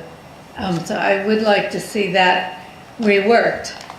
I'm not sure how you put some kind of delineation around extensive. At first I was thinking we used to have definition of structure, which was under 6 feet. And so anything under 6 feet was not considered a structure. And I thought, well, could you put that in there for grading guidelines? But now I see that that was taken out of the definition of structure, no longer has any footage in it. So that was a little confusing too. But so just to earmark, I think that definition of extensive grading needs to be revisited. I wish I had a better idea. I don't, but I just think that one is not useful because it's basically saying whatever developer wants to do is fine, and that wouldn't be considered extensive, including the example Josh had with the 25 truckloads of dirt in the town hall or whatever. So that was one item. Parking lot, that was on my page 33. The parking lot is referred to as finished grade. But again, does that make, I appreciated, by the way, that you took out parking lot as an independent, I forget what the wording is, use in the Church Hill district. So presumably we would have no more Church Hill parking lots, unless it was an accessory use, and then I'm guessing it would not be as large. But still with parking lot, it just says finished grade, you know, sort of flat, ground level at the finished grade. And again, that does not seem to put any limits on how much grading can be done and where that idea of excessive comes into that. So that was another one I highlighted. Page 46, yes, for structure, I noticed that the 6-foot marker that's traditionally defined a structure was taken out. So does that mean a 2-foot stone wall is now considered a structure? That 6 foot pertained Yeah. only to fences on the property line, I believe. Okay. All right, it was not It never pertained to anything else for the structure. Since it was being misconstrued, we removed that, and I believe we placed it elsewhere in terms, with regards to specific allowed use. But Yeah, a lot of structure has to do with setbacks. Yeah, So so we we- put everything together in So- a section to deal with setbacks. But a curb has always been considered a structure, for okay. example, or a Alright. sidewalk. Good. 47, on page 47, student housing. Well, it did catch my eye, what Josh had noticed too about all those things that define student housing. I mean, is your goal, when you say in student housing, every bedroom? These, has to these, have that? these student housing definitions are already obsolete. We're going to remove them tonight. Oh, all right. So we don't need to talk about that. Well, But, in fact, you might, the next item is one that has the new student housing definition in it, or student rental is what we're actually moving to. And with that in place, we don't need any of these others, and in fact, they would conflict each other. Student household and student housing. okay.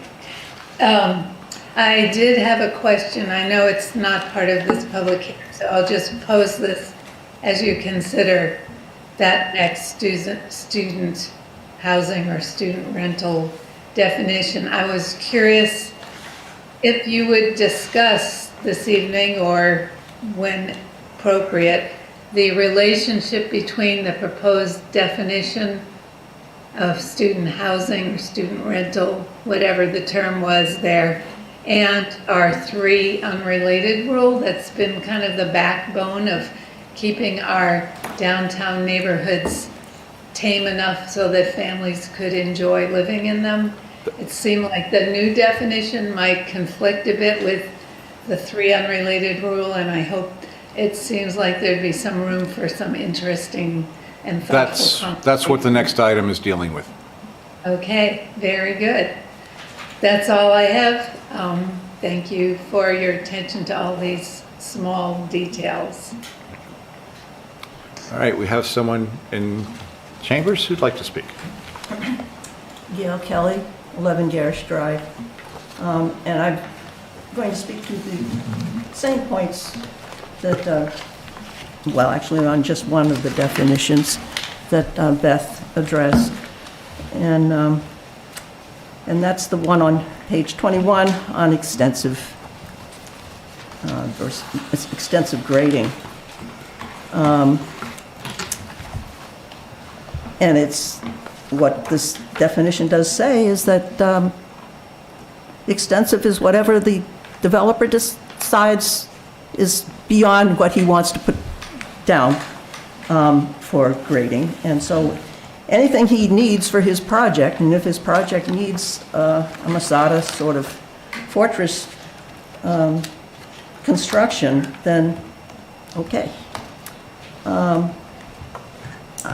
I decided to quote, or to consult with literature on definitions.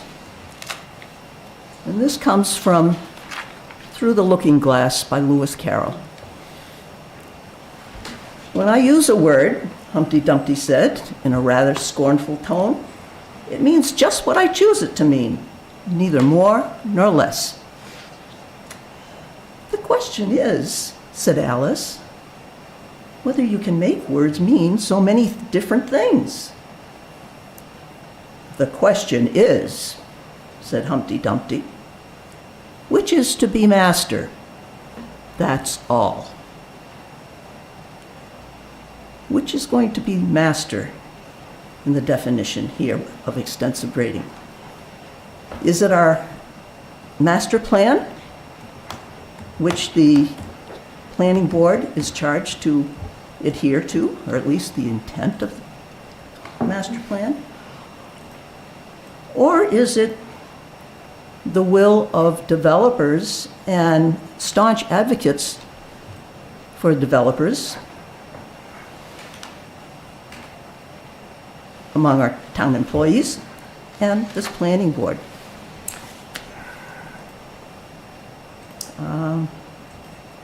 I'm not so sure I see any sort of line being drawn there. Thank you.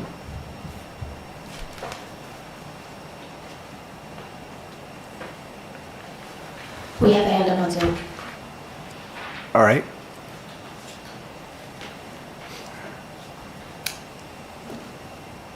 Robin?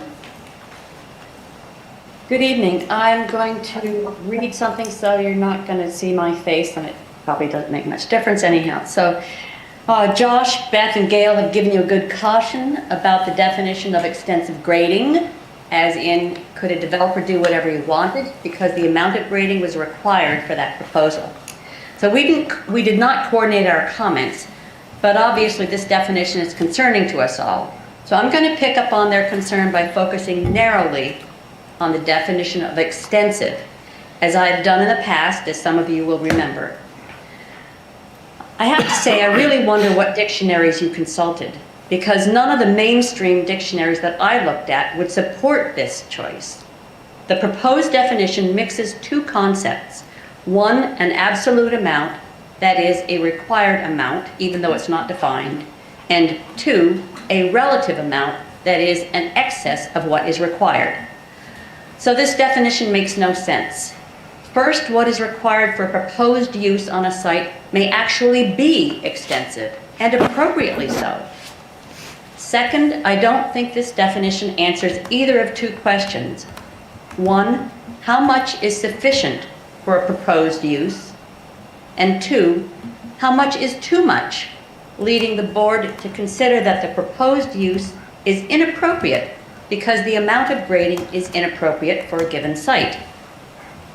For example, the middle school and Riverwoods developments both required a large amount of grading. It is likely that the grading for both was extensive, but not excessive for the proposed uses. And Rob Sullivan would be in a good position to address this point. In addition, both of these developments benefited the community, and neither ruined sites that had perceived community value. So ironically and likely unintentionally, the proposed definition actually includes the definition for excessive, a word that derives from the word excess. Greater than that which is required means the same as in excess of what is required. So I went to a bunch of websites for definitions, just quickly. Grammarist.com. In English, when we say in excess of, we're talking about a quantity or amount of something greater than a certain amount, a certain number or limit. 2, the American Heritage Dictionary. Excess, the state of exceeding what is normal or sufficient. An amount or quantity beyond what is normal or sufficient, a surplus. But on the other hand, extensive, as the American Heritage Dictionary says, is large in extent, range, or amount. And the Merriam-Webster Dictionary says the meaning of extensive is having wide or considerable extent. And Collins Dictionary says something that is extensive covers or includes a large physical area. So, as the others have said, I think you really should revisit this definition. You are really saying excessive because it's greater than the amount required. But I don't think that's what you really intend. Coming back to those 2 points, that what are you really trying to get at here? And that, I think, is what you need to zero in on. Thank you. Thank you. Anyone else here? Any more hands in Zoom? No.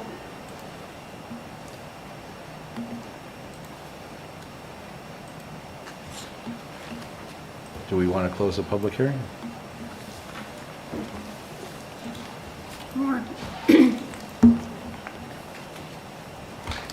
Michael, can you reread us our current definition of extensive? We don't have one. We don't have any. What's our current grading definition? The grading extensive? Yeah. It's grading that is greater than that which is required for the proposed use on the site. That's So the. that's the new. That's the new. That's the new one. That's what I mean, the new one that we're That is proposing. it. That is the new one we're proposing. There is no current one. Yeah, don't have and reread one it on- one more time. Grading that is greater than that which is required for the proposed use on the site. And I think what I'm hearing is that potentially so to match that definition, perhaps the word excessive is better than extensive. Or if we truly want to say extensive grading, potentially the definition should be updated to match the meaning of extensive. But I think that's up for discussion right now. And where do we use it in site regs? You mean it's Well, zoning? it's zoning. Zoning, that's what I meant. I gotta go up one.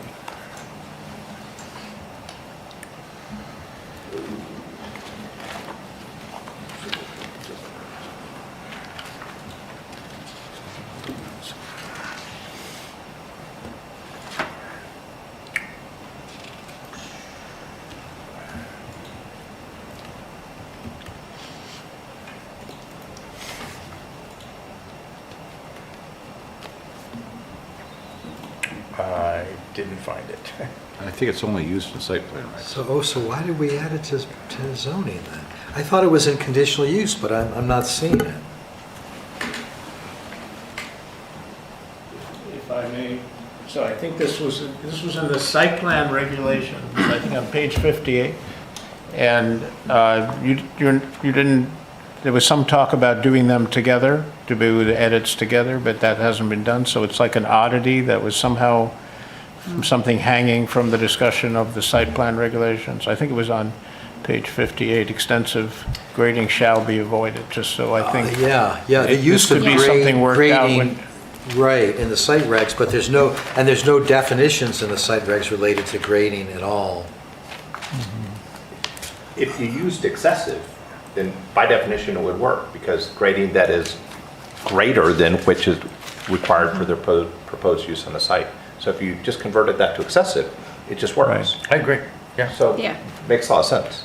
Yes, so but there are two issues. There's one of fixing the thing to make sense, which what you said would just do. And then there's the long-term issue over a long period of time that developments should not dramatically change the topography of sites, which is what came out of the site plan regulations. And James Bubar always said, well, you raise up the depressions, you lower down what he called the moguls or the bumps, and that would be normal grading of the site to do something on it, as opposed to having extensive grading that was, according to the site plan regulations, shall be avoided, which is a strong restriction on that. So there's the two issues: that correcting the batch of more than required, which would be excessive, just to make that line make sense. But then there's the question of what you want to do in town. Do you want to keep the protection of the basic topography, so you don't take a site that has steep slopes and let's say, one example out of my head, 42-foot drop, and raise the grade 20 feet with 16,000 cubic yards of fill. Do you want to, should another site come up that allows something like that physically, do you want to protect the natural vocabulary match in that line and the more significant protective intent of the traditional site plan regulations, that you don't want dramatic changes in the topography beyond what you need to do just basic simple grading to allow something flatter to be on a slightly not flat site. So that's just that.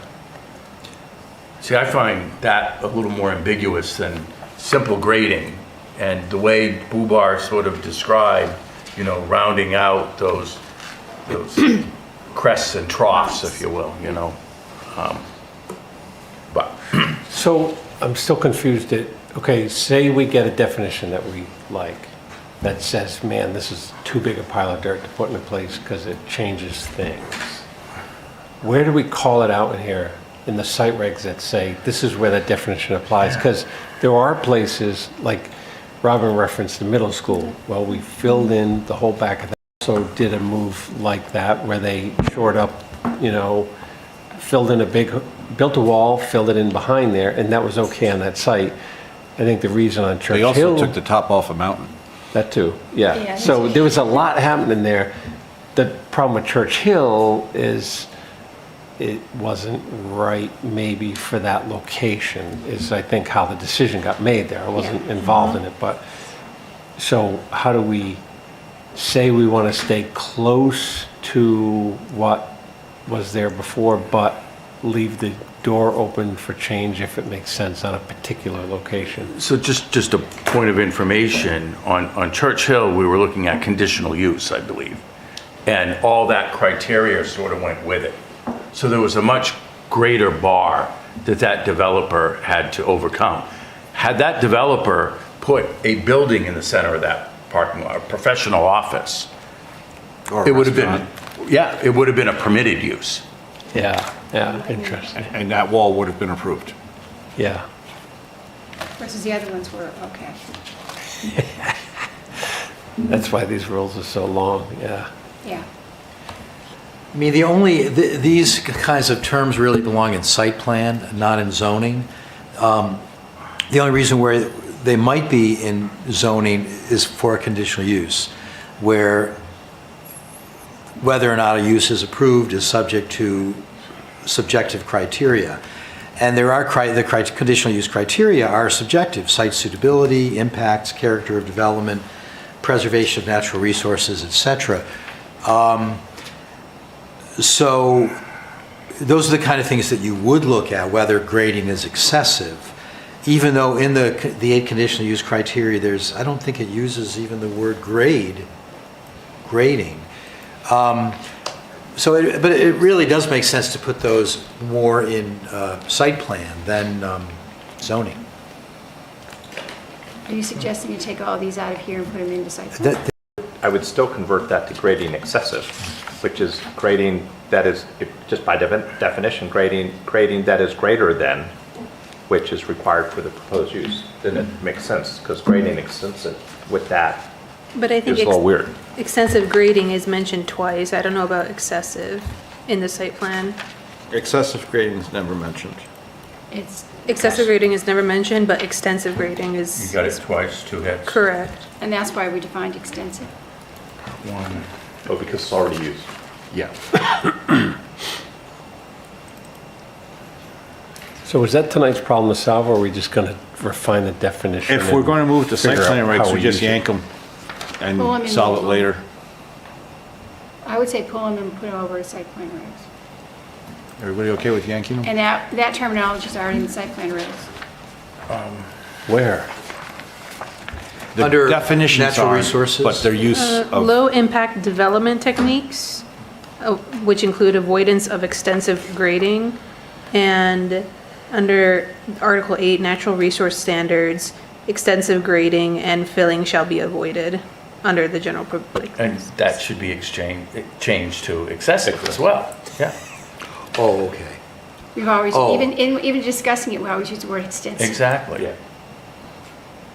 Well, we can put this on an upcoming agenda of the site regs for For adoption. miscellaneous amendments. Yep. All right. I'm looking through the zoning ordinance at every time grading comes up. And seeing if there would be a need, and I'm not seeing it. It seems to be more, the hits are greater in the WCOD and SPOD, which are getting revised and combined. So what I'm seeing there is being altered.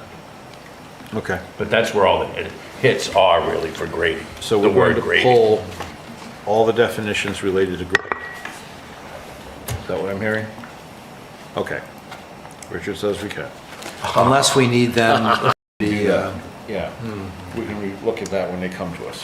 And are we looking at definitions as well when we look at the revisions there?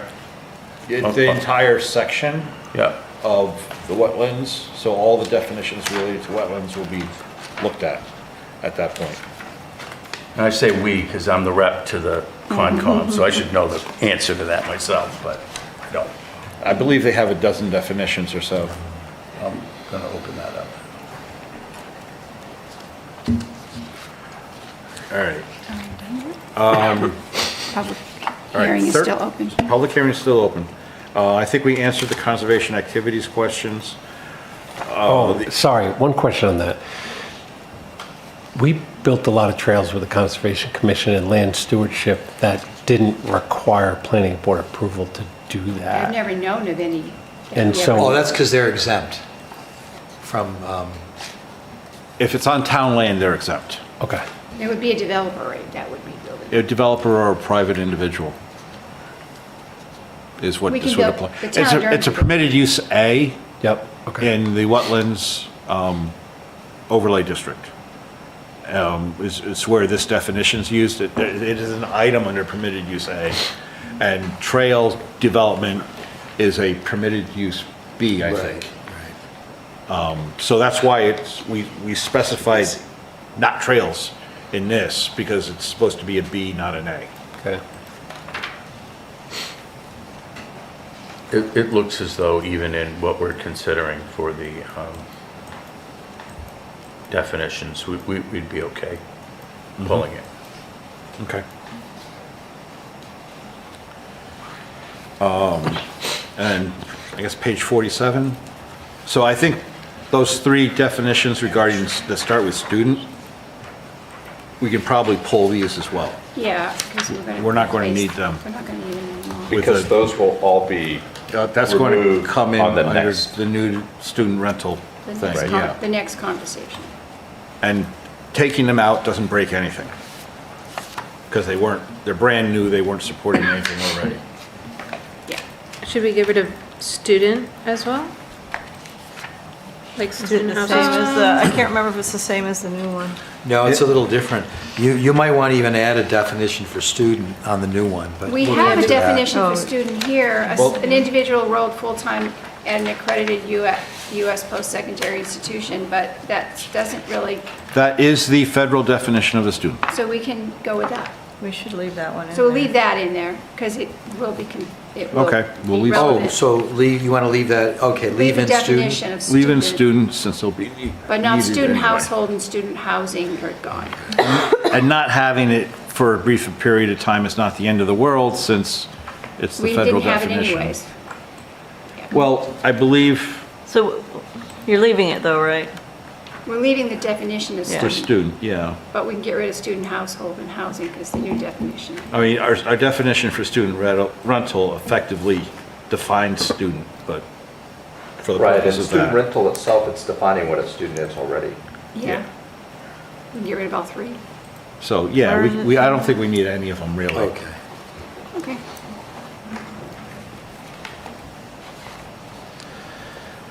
And then we'll put this definition there instead. Oh, I see. No, let's keep that where that is. Okay. Keep what? That's going to move most likely faster than this, and that needs Okay. to be included as part of that. It will eventually end up in this spot. Yes. Which one? Oh, well, hopefully definitions will go to council after tonight. So, except that my expectation, Is because that right now, I don't think they're even going to look at our workforce housing until January. No, they won't. They're gonna- Something this size, we're looking at April.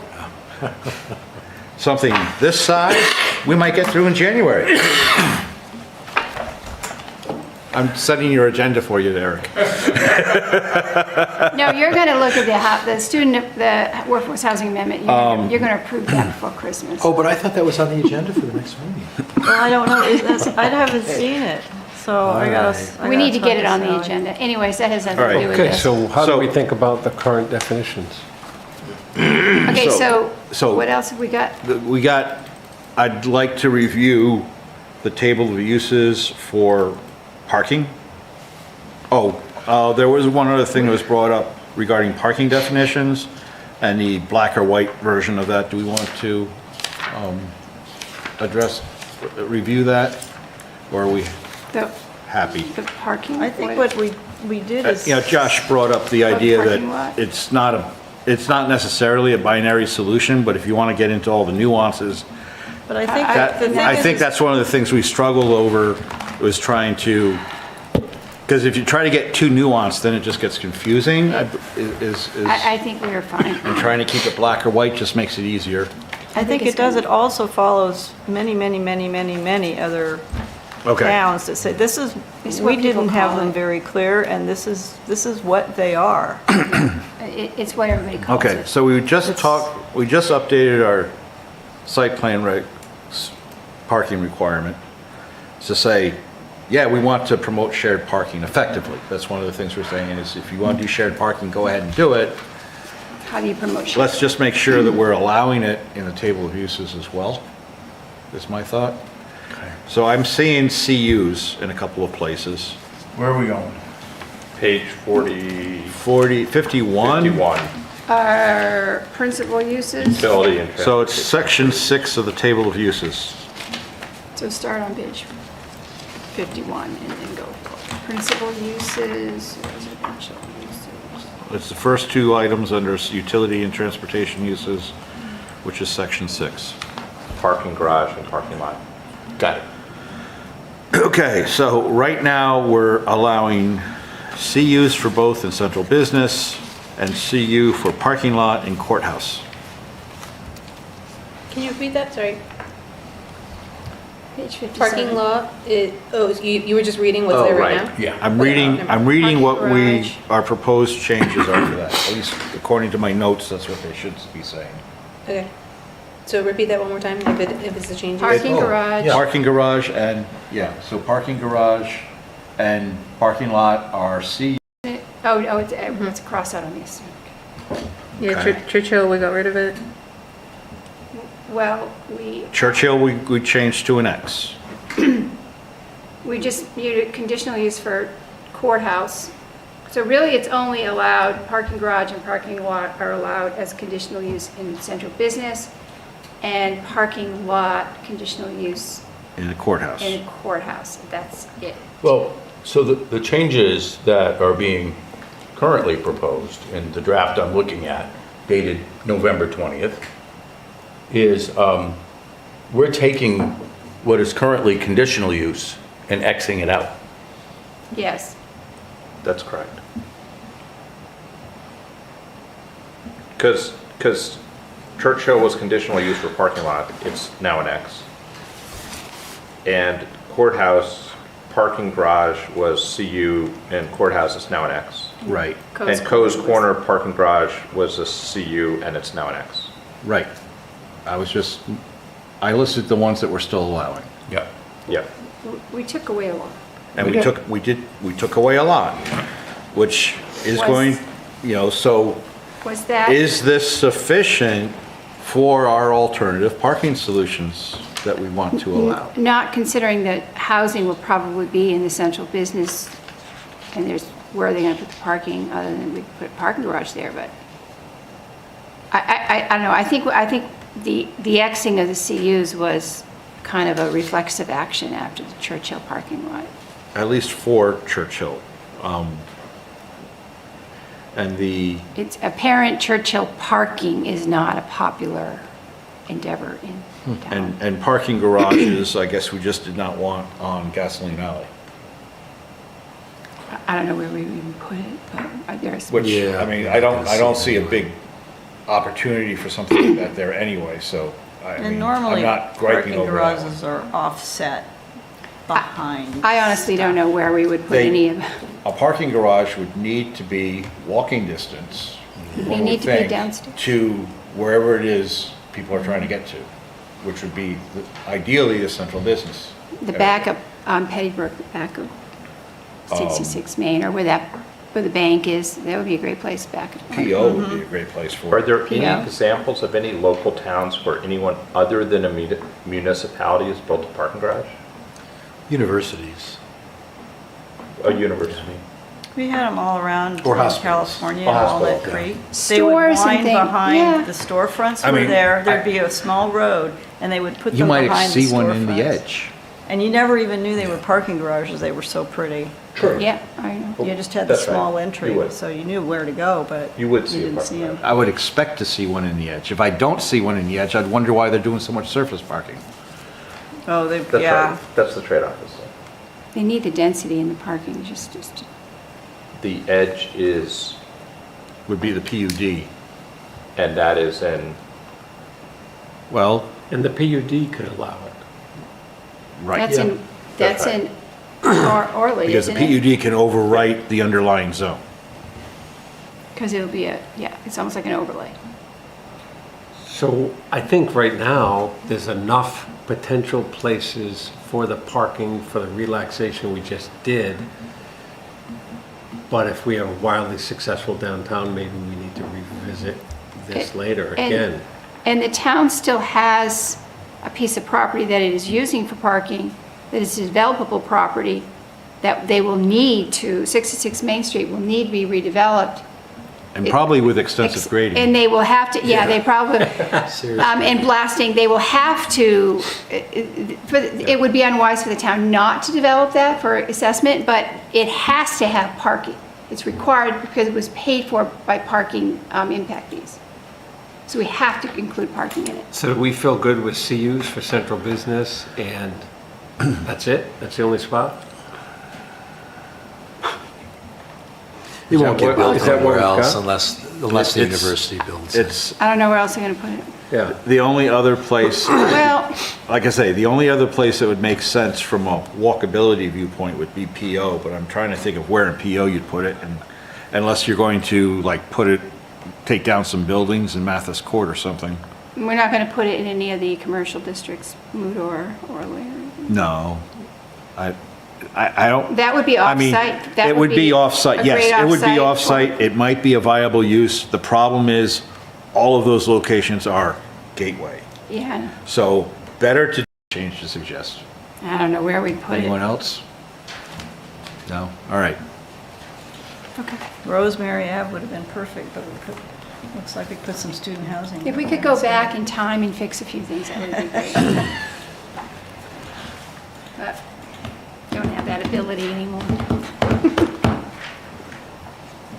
Yeah. Okay. So that means this is ready to go. Yeah.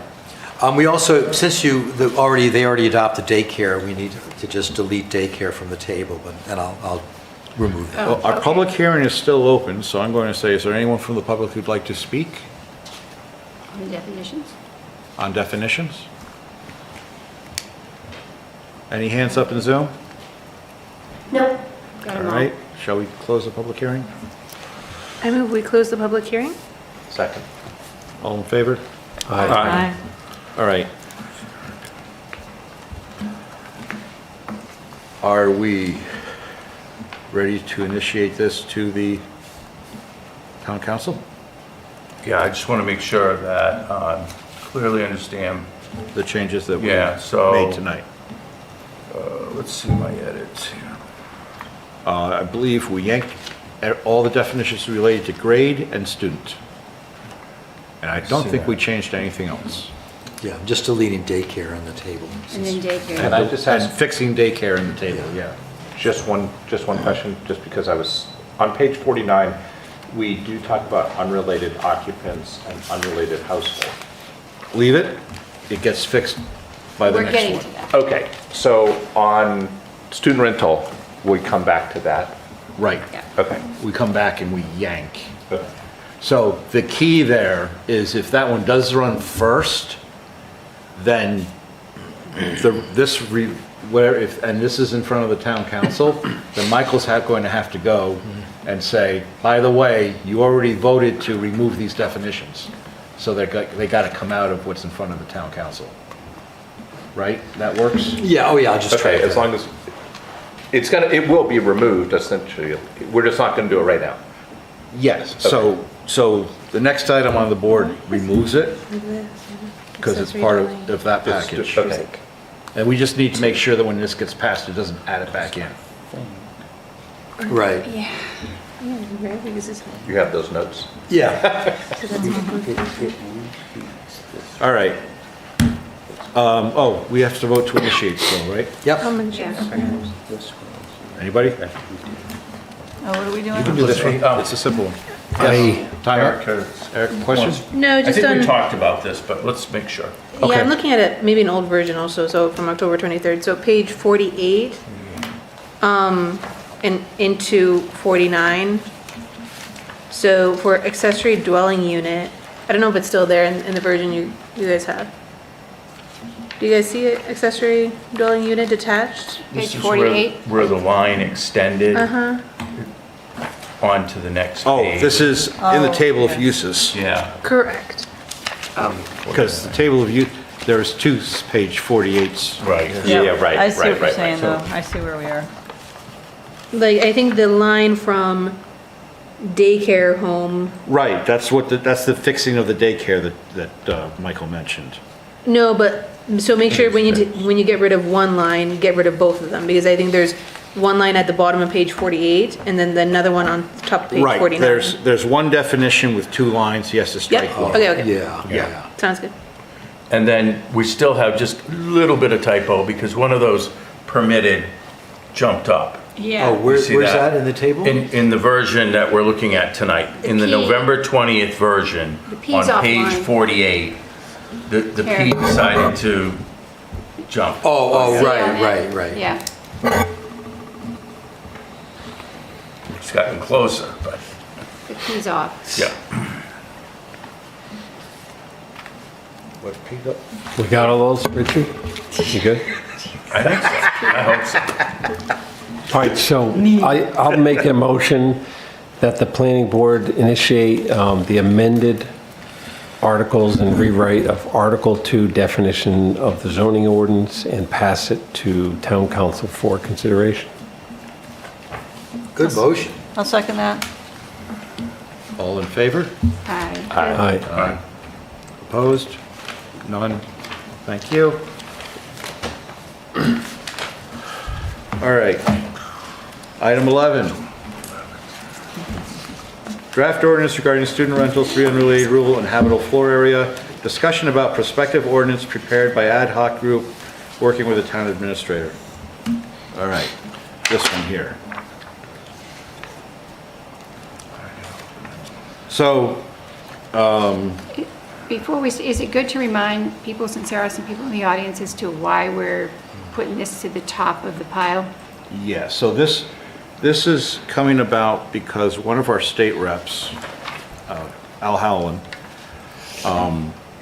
has been fighting within his own caucus regarding, when it comes to housing in general, regarding this specific issue of the three unrelated, because it acts as a major block for workforce housing, especially, and people who are strongly in favor of workforce housing and efficient use of housing see the use of this in several municipalities around the state as simply a means of discriminating what the purpose of, or what use housing is being put to, and interfering with the ability to allow groups of young professionals and such to be able to share housing costs. So that's why this modification's in front of us, to try to, that, and because at the state level, nobody wants to be in the business of defining what a family should be. There's an among certain caucus groups, considered a very outdated, outmoded, and discriminatory topic. And so in Durham, in case anybody says, why does Durham do this? We have traditionally and historically had this in place not for discriminatory reasons against people, but because we were trying to control a behavior problem that had developed over time. And the three unrelated rule was the mechanism to make sure that students who had historically displayed behaviors that were incompatible with family neighborhoods. That's why that ordinance exists in Durham. Correct. And the argument from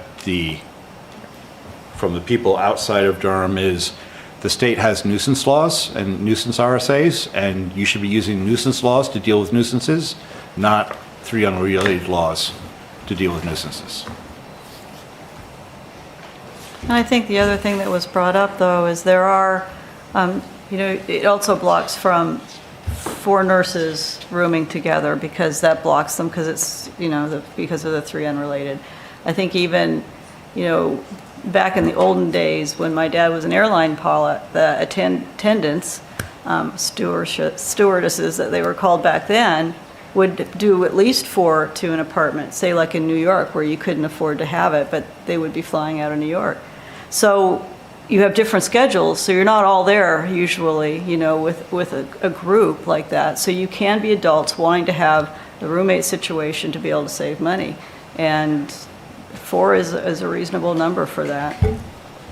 And there are people too, I was just having a conversation with an older lady who has a 4-bedroom home, and her kids are moved out, and she says, I would really like to, can I rent the rooms? And she says, I can under the 3 unrelated at this point, but, and she says, I'm not renting to students, but, so it does give them more flexibility. Yeah. And yet, as we get into this, realize we're still we're defining what a student rental is versus me renting to a non-undergraduate student, filling my house up with old people or whatever. Yeah. All right, so to be honest, when we got to this last week, my head was already beginning to cloud over. So where did we get to? So maybe one way to simplify this is to think about what the impact is, right? So the 3 related rule right now is because we could talk all day long about the definition of who fits in the student bucket, but the 3 unrelated right now caps occupancy. If this change went in, then it would go to the cap would be 4, and it would immediately plus up every house that is potentially rented with 1 person. So now you have 4, essentially you have, a 4 unrelated, Like if you had but 4 bodies. If you had a 4-bedroom home, you could rent to 4 people. However, So talking about what the effect, the effect is, to put it in the simplest terms I can think of possible, we are now allowing up to 4, so we define a student rental as being 5 or more full-time undergraduate students. So that means until you hit that point, you're just a rental. Okay? And that's a residential dwelling composed of 1 or more dwelling units, so a single parcel that includes 5 or more full-time undergraduate colleges is how this definition is currently written. Right.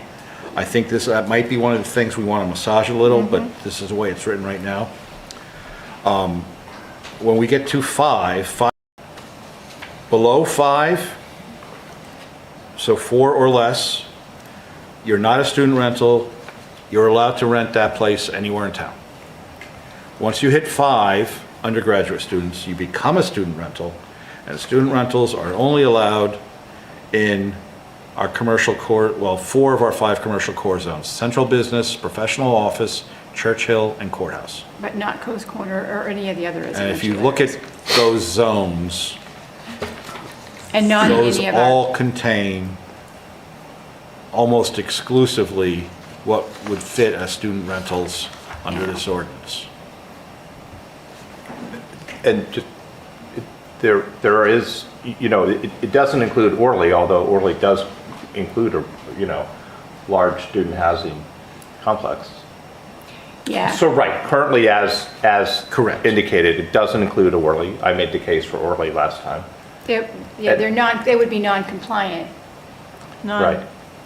But they're grandfathered. But their grandfather, but I think our concern, or my concern with allowing that in Orly and in all the commercial zones is the opportunities that we have for workforce housing and mixed use with residential or in those. areas to create more housing, and we'll run, if we're allowing student rentals in those areas, it's not necessarily that people will build more student rentals, they probably won't, but I think we might come up with a clash in the community where the concern that those apartments would be taken over by student rentals. So you could still do a development there, but it would need to be non-student rental type Yeah, development, you'd still have 4 people living there.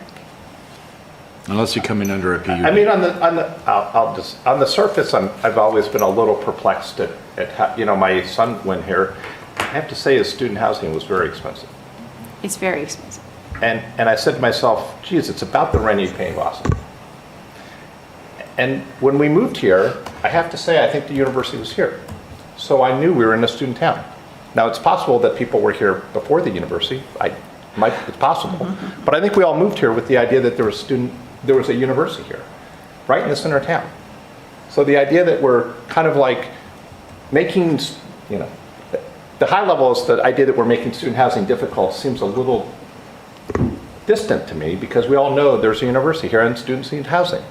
And you would want that housing to not be as expensive as maybe it is. The way you do that is you build more student housing. So, Now this, I think we're coming up against a point where the current language that we have is going to be non-functional after January.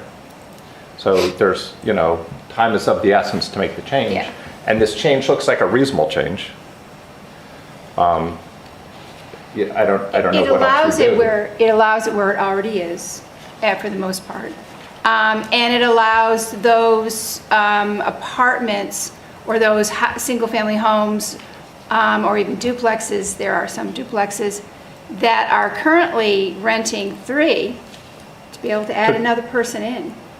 So it's just one more person, and that, if it's already a rented house, there's 3, you know, undergraduate students in there, and they can bring in 4, is that going to be thoroughly disruptive to the neighborhood? Some might think so, but I think that's a fine line.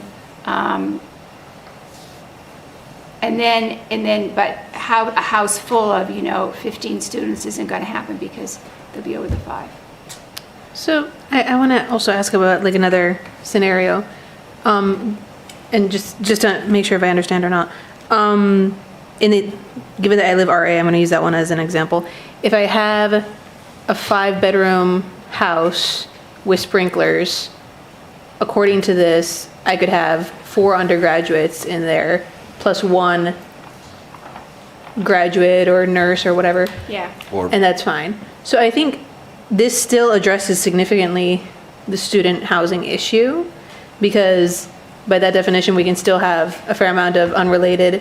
It's a very big difference, or a very big change that's coming towards these other zones as well.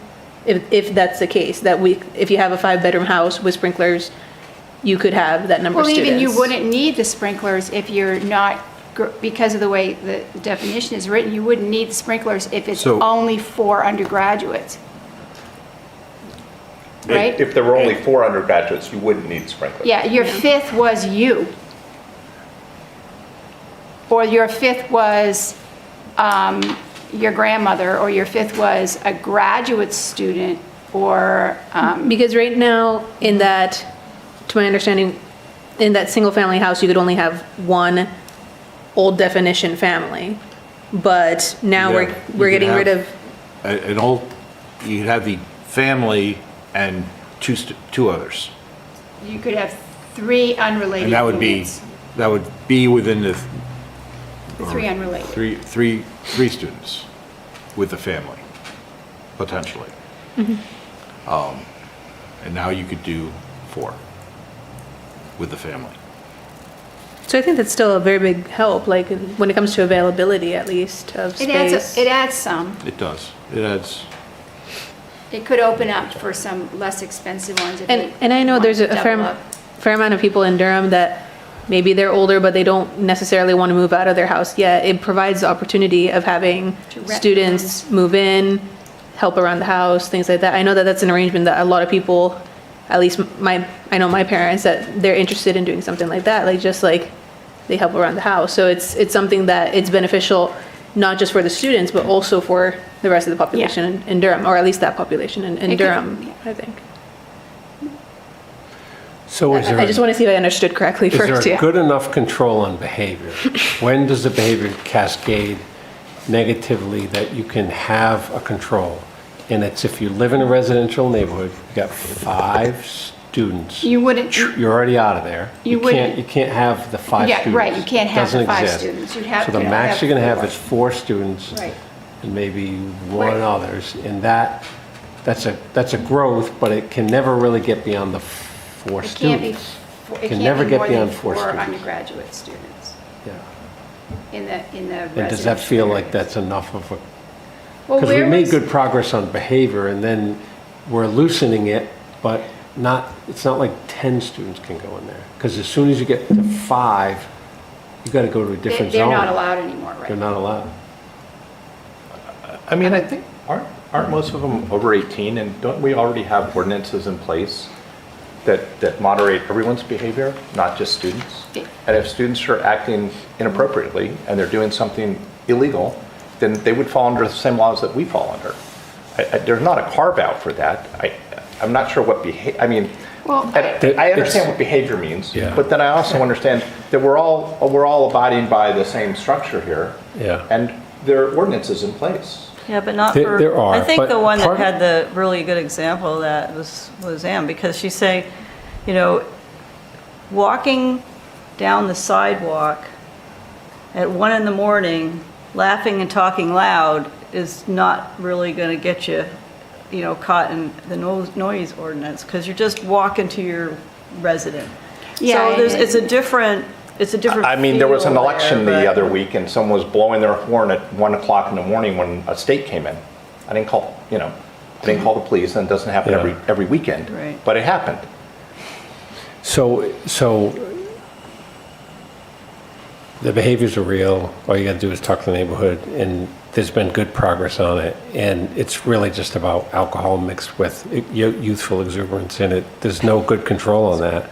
And it also passes the cost on to the neighborhood instead of the person who's making money from having more people. And there needs to be a cap on that. I'm convinced historically. And good managers solve the problem and bad ones don't. And this law is written for the landlord who's not invested in the community norm of good behavior. That's really Yeah. the reality. And then the guy sells, the great landlord sells, and you get a knucklehead. It just happens. That's my experience. Maybe others have a different Well, what was the experience. magic of 3 anyways? I wasn't here in Durham when they made that 3 unrelated. So what is the magic of 3? What is it that 3 college students don't play loud music, but 4 college students do play loud music? Michael, do you have Because I think it only have takes you had any anecdotes one about how person that to number play loud was arrived music. at? 4 doesn't That's a feel great scary. question. I wasn't around when they did that. There's people like Jay Goose or Todd probably that could certainly answer well. But I think the thinking back then, my sense is that 3 was a good number. 3 is, 4 is like a group. It's starting to get large. I think 3 was the tightest the state allowed. And that, yeah. That may have been it. Yeah, that probably was it. Yeah, so it was a real crackdown. 4 is easing, and 5 is your ultimate control to protect the neighborhood. That seems reasonable. And they'll be correct. There's teeth in this, and And I would say both Audrey and the fire code administrator Brendan feel O'Sullivan. Yeah. that this is going to be easier to police then the 3 than what we unrelated. currently have.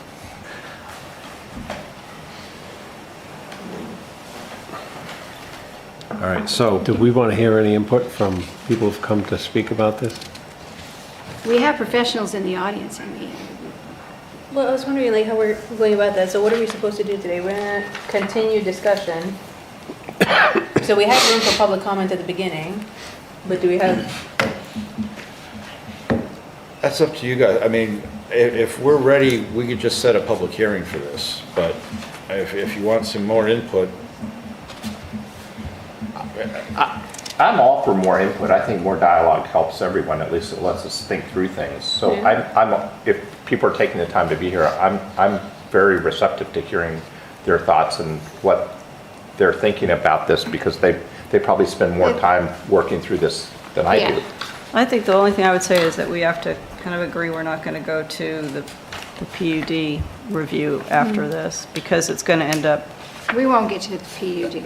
That's So I would just want to I think that's reasonable. bring that up. Okay. Yep, okay. But I just want to like take it with a grain of salt that we can hear what people want to say tonight, but then we need a public We hearing. still need a public We're hearing. not going to draw any Agreed. conclusions based on today, just because No, we have to but- hear more input. I'm hoping that we can sort of tighten this up so that we can maybe not put it on the December 11th schedule, but put it on a January schedule for a public hearing. Well, that makes sense. Why can't we put it? Why like, can't we go the other? To my Well, understanding, we well, have to get it Do we already going. have it on the 11th? Well, no, December 'Cause 11th, we getting have, kinda full. well, public hearing Young Drive, not a big deal. Public hearing HTC, not a big deal. But new Mill Plaza discussion, that'll be a big thing. And preliminary for Dunkin' Donuts, 3 Dover Road. Oh, yeah, we're gonna have to wait till Maybe January. Riverview Court, so. Is that just a presentation for the So we Dunkin' have- Donuts? For what? For the Dunkin' Donuts, is that just a presentation? Are all those just presentations? No, it's design, it's, Preliminary presentation, and design. then there'll be design review in January. All right, so those should be quick. Oh, my. Yeah, but they'll come at the end. That would be a lot, I think, for, I Might think be it'd be, better. We I have think 2 it'd be- public hearings and 2 or 3 applications on the November 11th agenda already.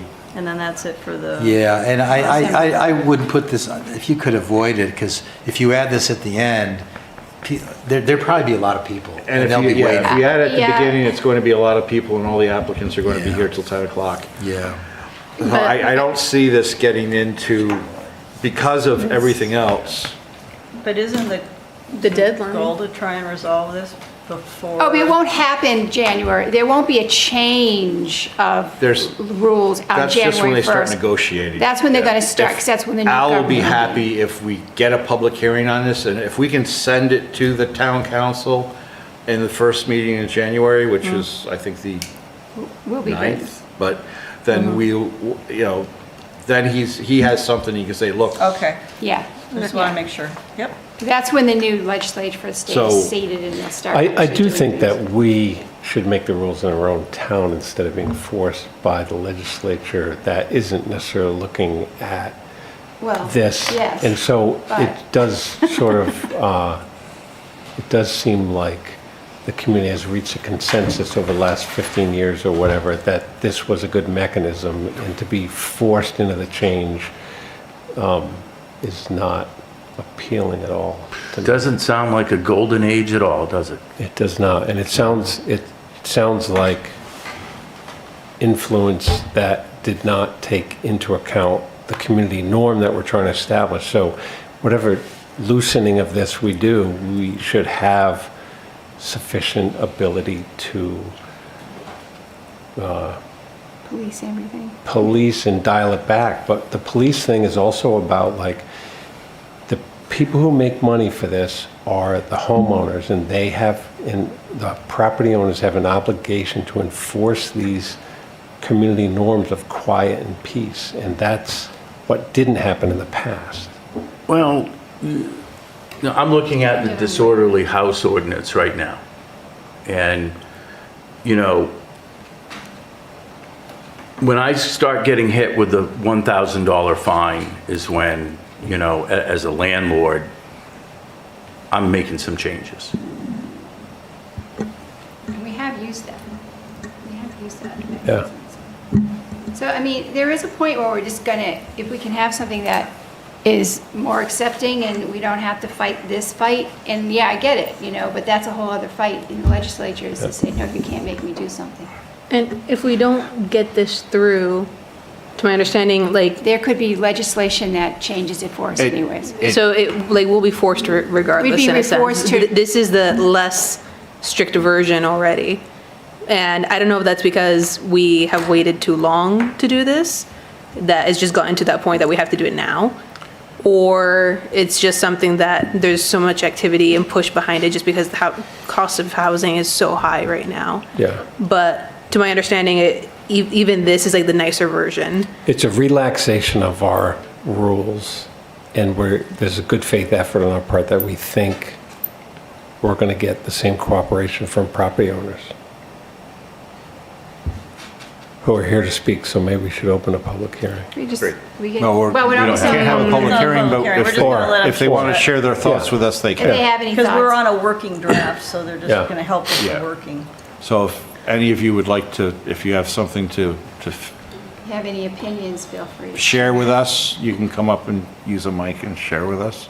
If you just want to observe, Jeff Berlin, 3 College Drive. This is completely unorganized, or that you knew what the rent was or anything like that.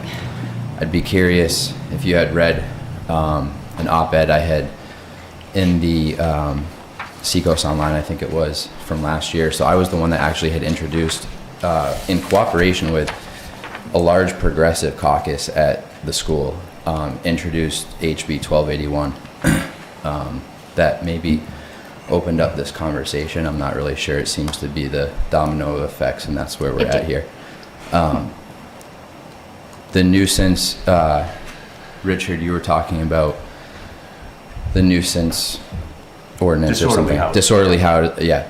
That's a perfect way to police the issues that we're talking about with behavior. Later in another public hearing or in an email to you guys, I can also give you testimony about other issues that are surrounding the 3 unrelated rule currently. But I definitely appreciate the progression of this conversation, and I think that when we start working towards the free market solution on this, that you'll see that exactly what Richard was just saying, that the behavior will be curbed in a way that you won't artificially remove supply from the housing market. Thank you.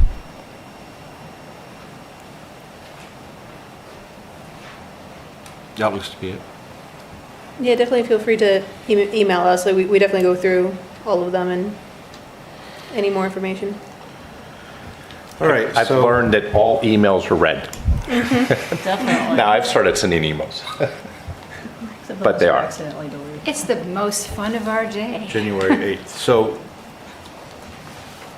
are we ready to schedule a public hearing for January 8th?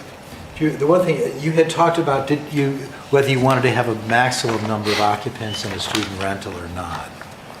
That you hadn't discussed. Okay. I thought it was the fire code limit. We went with fire code. That's right, wasn't it a fire code? We went with fire code because it's just Yeah. easy to, That's right. All right. it just makes sense. So let's just talk about that briefly. So a 2,000 square foot house, if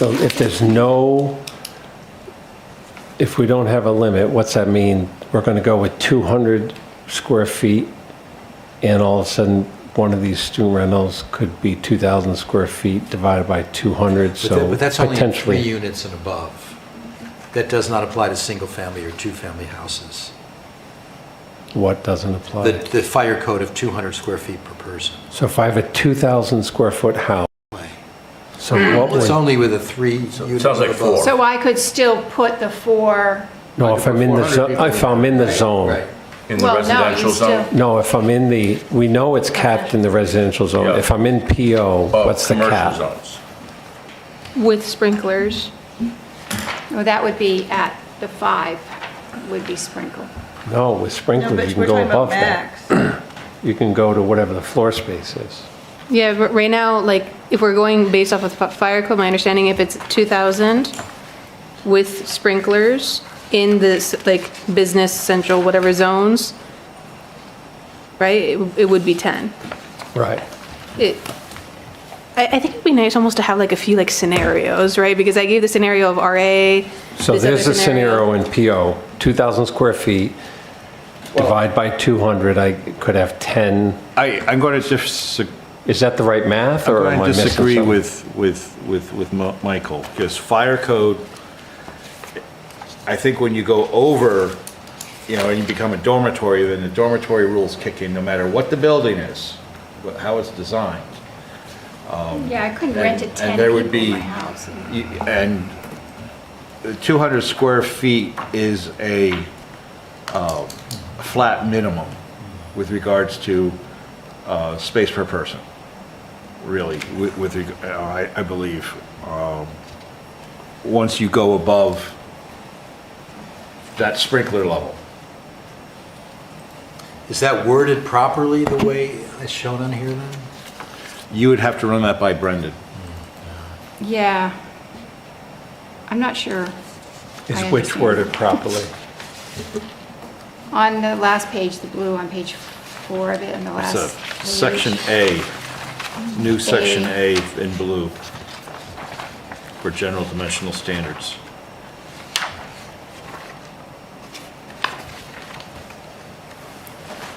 Well, it says an apartment building. Why don't you check on that if it, Here, it doesn't go for single-family homes. M has joined us, by the way. M is there. hello, Em. Are you making yourself known because you want to say something? Hello. I'm just wondering why not take the uncertainty out of the equation and just declare for student housing there is, even if it's, even if people want to propose 200 square feet per occupant, but just to make it really clear, because what no one likes is confusion with the zoning ordinance. That's not good for the applicants, and that's not good for the planning board, and that's not good for the town's use of time. So I would not rely on the fire code for answering that question. I think we need to state it obviously in the ordinance so that there are not questions and it does not turn into a long drawn-out application discussion and potential legal battle. Yeah, you could take the dimensions of fire code, but just state those dimensions so that they're clear. State what the dimensions are, not say this is fire code, but we could use the same numbers as fire code. Is that So what it's you- really about what do we think is a reasonable cap? We're using our scenario of 2,000 square feet, which is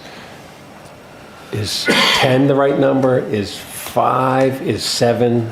In what? If it's- It depends on in what the building situation is. Well, we If know it's, if it's, the places down on 2 Main Street, 2 Dover Road, 1 Dover Road, those apartment buildings down there, keep in mind, that whole property, which has 18 different units in it, would count as student housing because they have more than 5 undergrads.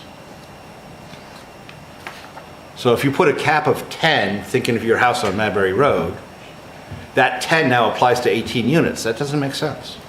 No, I didn't say the cap was 10. I was saying the square footage is the cap figure. Okay. Yeah, You're saying a 2,000 square foot home with 4 bedrooms, what's the maximum Yeah. that would be allowed? 2,000 divided by what? 2,000 divided, oh, okay, yes. 2,000 divided by 200 is 10. 2,000 divided by 300 is 7. But how do we? And at what point, the reason I'm belaboring this point is where is the cascade of behaviors that, remember, all this is about 3 unrelated goes away because the neighbors get annoyed. When does the cascade, the place gets too busy without professional management? Well, I look more at for me, I'm not really so much worried about behavior as I am rooms. That's what I want to avoid in my desire for this. And I'm not saying that any of these fine gentlemen here would do such a thing, but there could be a person that buys a house and does that thinking they're going to make a lot of money while their kid's in college. I don't want to see that. And turn laundry rooms into bedrooms and such like that. I don't want to see that kind of thing. And then none of them are necessarily undergrads, but we're still with housing and the affordability of the high cost of housing. There are people out there that would be looking to rent a room, and if they could get a room for $500 a month, I don't want to see them crowded into one old house. You know what I'm saying? So that's my idea of why you need a cap. But So do we need a square foot cap? That's what I think makes sense. And I think that's what the paragraph here by the fire code of 200 is trying to get to.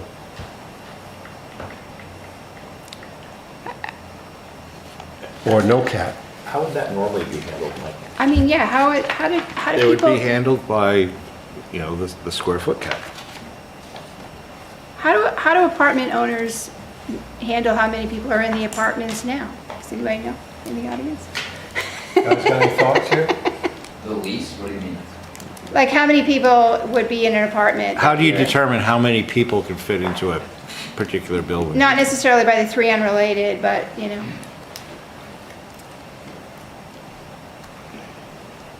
I think there should be some concern about people trying to rent a room for $400 or $300. But I think on the whole, I think that there's a standard that people want in what their room is and how big it is and how much personal space that they have. And especially after COVID, I think that you're going to see that when you just let people decide what they want to do outside of this deliberation, they're going to choose something reasonable. And so if you have a 4-bedroom house, if I'm going to try to give you the max that I would say that you would see, I think that you would maybe see in the most desperate situation, which would be maybe 10% of the time, that you would get 8 people to, and that's if the bedrooms are very big, right? If every single bedroom is a master bedroom, 2 people, especially girls or younger undergraduates. I think as you get older, the juniors and seniors are going to want their own room. And from 7 different countries pouring into these rooms than I've ever seen students. So it's an interesting It just depends on. example. Yeah. So probably. Well, we're trying to per address bed. the student question, right? Isn't that what we're talking about? It's not about workforce, it's about, we're specifically trying to figure out how many students do we Well, here comes. have, how do we cap it? Could add a little bit. Tom Toy, Tavern Way, Durham. I think first of all, I think the idea of having a sprinkler system for 5 people and above, that's a pretty high bar to clear. Most single family homes aren't going to have a single fire suppression system, and it would be cost prohibitive to put them in just to get an extra resident or 2. And so it's not likely that that's going to become an issue until you get you get bigger units. And so we have a sorority building that we manage downtown. It's around 8,000 square feet. It's a fully sprinklered, fully monitored building, and that particular building I think is approved for 41 residents. So using your 200 square foot rule or whatever, it works about the same residents per square foot. So it does depend on the type of building that you have. And I think most single family homes, I think it kind of like Mr. Berlin said, it's going to self-regulate. The students don't want to double up. It's just, at least that's the new norm for student rentals right now, is they don't want to share rooms. So that didn't used to be the case. But. And I would assume adults too are not, if you're in a relationship with somebody, you're going to share a room with them. But if you're by yourself and you're just rooming a young professional, they're going to want their own room. They're not going to double up. If they've gone to college and they have a professional degree and finally they're working for a living, they're not going to. It's not typical. They're not going to double up. Yeah. And don't we have freshmen and sophomores now required to live on campus? Yeah. Yes. So the initial out on that is junior year, and by your junior year, you're kind of. Well, unless you get evicted from the dorms. Right, so if you had that. And they haven't filled up. 2,000 They square don't foot have enough. home, you would have to sprinkler it. And then if you did that, That's a big cost. I guess. It's expensive. I guess in theory, you're at 10? Yeah, so if I sprinkle, And and it costs me 20 grand, and I pick up 4 more people for $1,000 a month, I pay that off in 5 months. Assuming that anyone would want to pay that to live with Upfront. 6 other people, or 9, however. Okay, Assuming if they you could pay get that. 500, they would pay it off in 8 months then. Well, I think it's also important to understand that we have plenty of student housing right now. And so I don't think that the neighborhoods I don't think our residential neighborhoods are really in danger of being inundated by students. Even though somebody might say, I'm going to rent, but there's plenty of other people that are looking for places to live that are adults, that are like non-students, that may be interested in sharing and renting a room because of their income level. Instead of getting an apartment, they can rent a room in a house with a person that's single, and it's kind of a, that situation helps the property owner pay their taxes and helps them get a safe and comfortable place to live.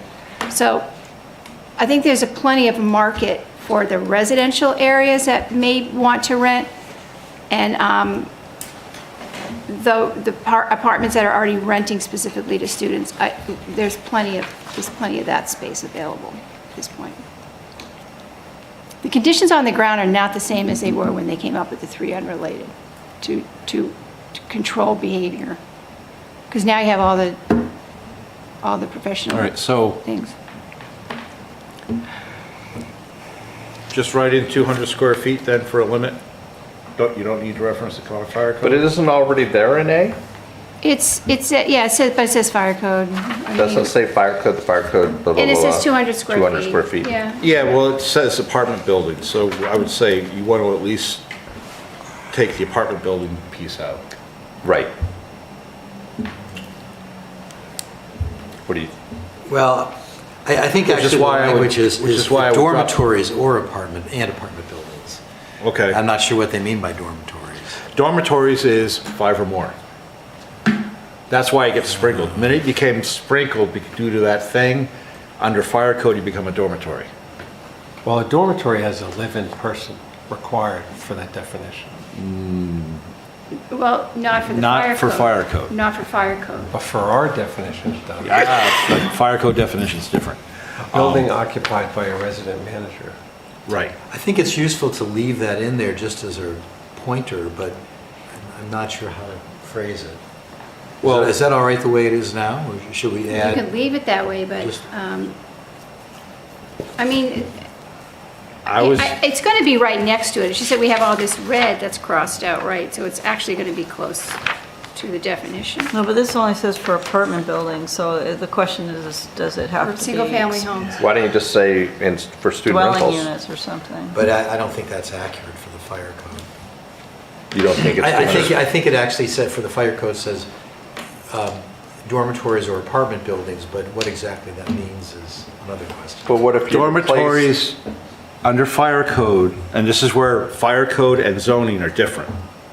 Under fire code, the dormitory is any structure that has that 5th outsider, or in our case, our 5th. So in reality, even if you weren't an undergrad, but you were just a regular rental, and you had that extra outsider, you are under fire code a dormitory. Do you just add another sentence there that highlights the fire code and then just said student rentals will adopt the 200 square foot per person? Well, that would be technically any rental at that point. Once you become sprinklered, you're under the 200 square foot rule under fire code. Oh, so just by default you are, because Yes. you've gone over 5, so you just are. You just Yeah. are. Got it. So would you just leave that as is? There's some language about apartment, but it's, Well, I think the apartment building, I think if you take out apartment buildings, right, we're saying, hey, no, the fire code requires this minimum. By putting apartment buildings in, it's going to make people think, oh, I don't have to do it because I'm a duplex, or I don't have to do it because I'm a single-family house. When in reality, the minute you sprinkled, you have to do it. oh, so do you just want to remove in apartment buildings? Yes, And call it done? yes. Just strike out in apartment buildings. Strike out in apartment buildings and leave the consult Durham Fire Department for my Yeah. And information. leave that requires a minimum of 200 square feet per person? Yes. Yeah. Yes. I think we might want to think a little bit more on the 200 square foot per person because,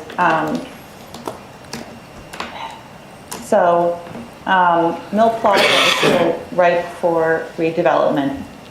Not happening. It's not going to happen. Well, if we've been holding a 350 square foot density requirement downtown for the past 10 years. If we suddenly change that to 200 square feet, it could become incredibly lucrative to redevelop Mill Plaza as a huge amount of new student housing that would be much cheaper than the student housing that has already been built and could draw students out of that existing housing, leaving that housing vacant. But this And- isn't, would this be, the 200 isn't referring to,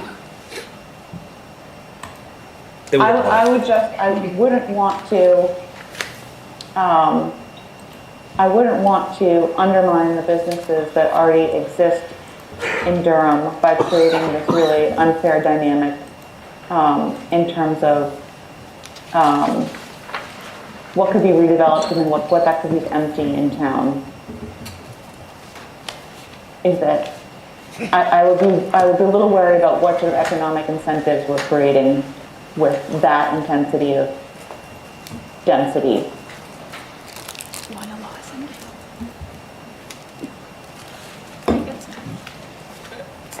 I mean, you say you don't want student housing on Orly. You say you want student housing in central business. Their central business has Mill Plaza. And now there's this side sort of action, which is, well, we kind of want it there, but No not one's really. going to build new student housing at that scale under the current market. no. I don't care what the dynamics are. There's currently vacancy pressure building in the existing student housing. You're not going to see another big development come in. If that's your concern, sorry, I'm not with you on it. If I could build 400 units in Mill Plaza at 200 square feet per student, so I could undercut all of the other student housing in Durham, the student housing in Dover. Is that like, why are we worried about that? Somebody already tried to do that and did not do well. Do you think somebody else is going to follow suit? And do you think the planning board's going to approve it? I mean, the action there is just that all of the pricing for all of the student housing goes down. They would undercut Okay. themselves and have a very expensive, because realize any redevelopment of Mill Plaza would cause all that infrastructure, all that wastewater in the creek. And there's already, the kid walks into the room and puts her hand on a hot stove and says, ow, and has to go to the hospital. Does another kid come in and do the same thing?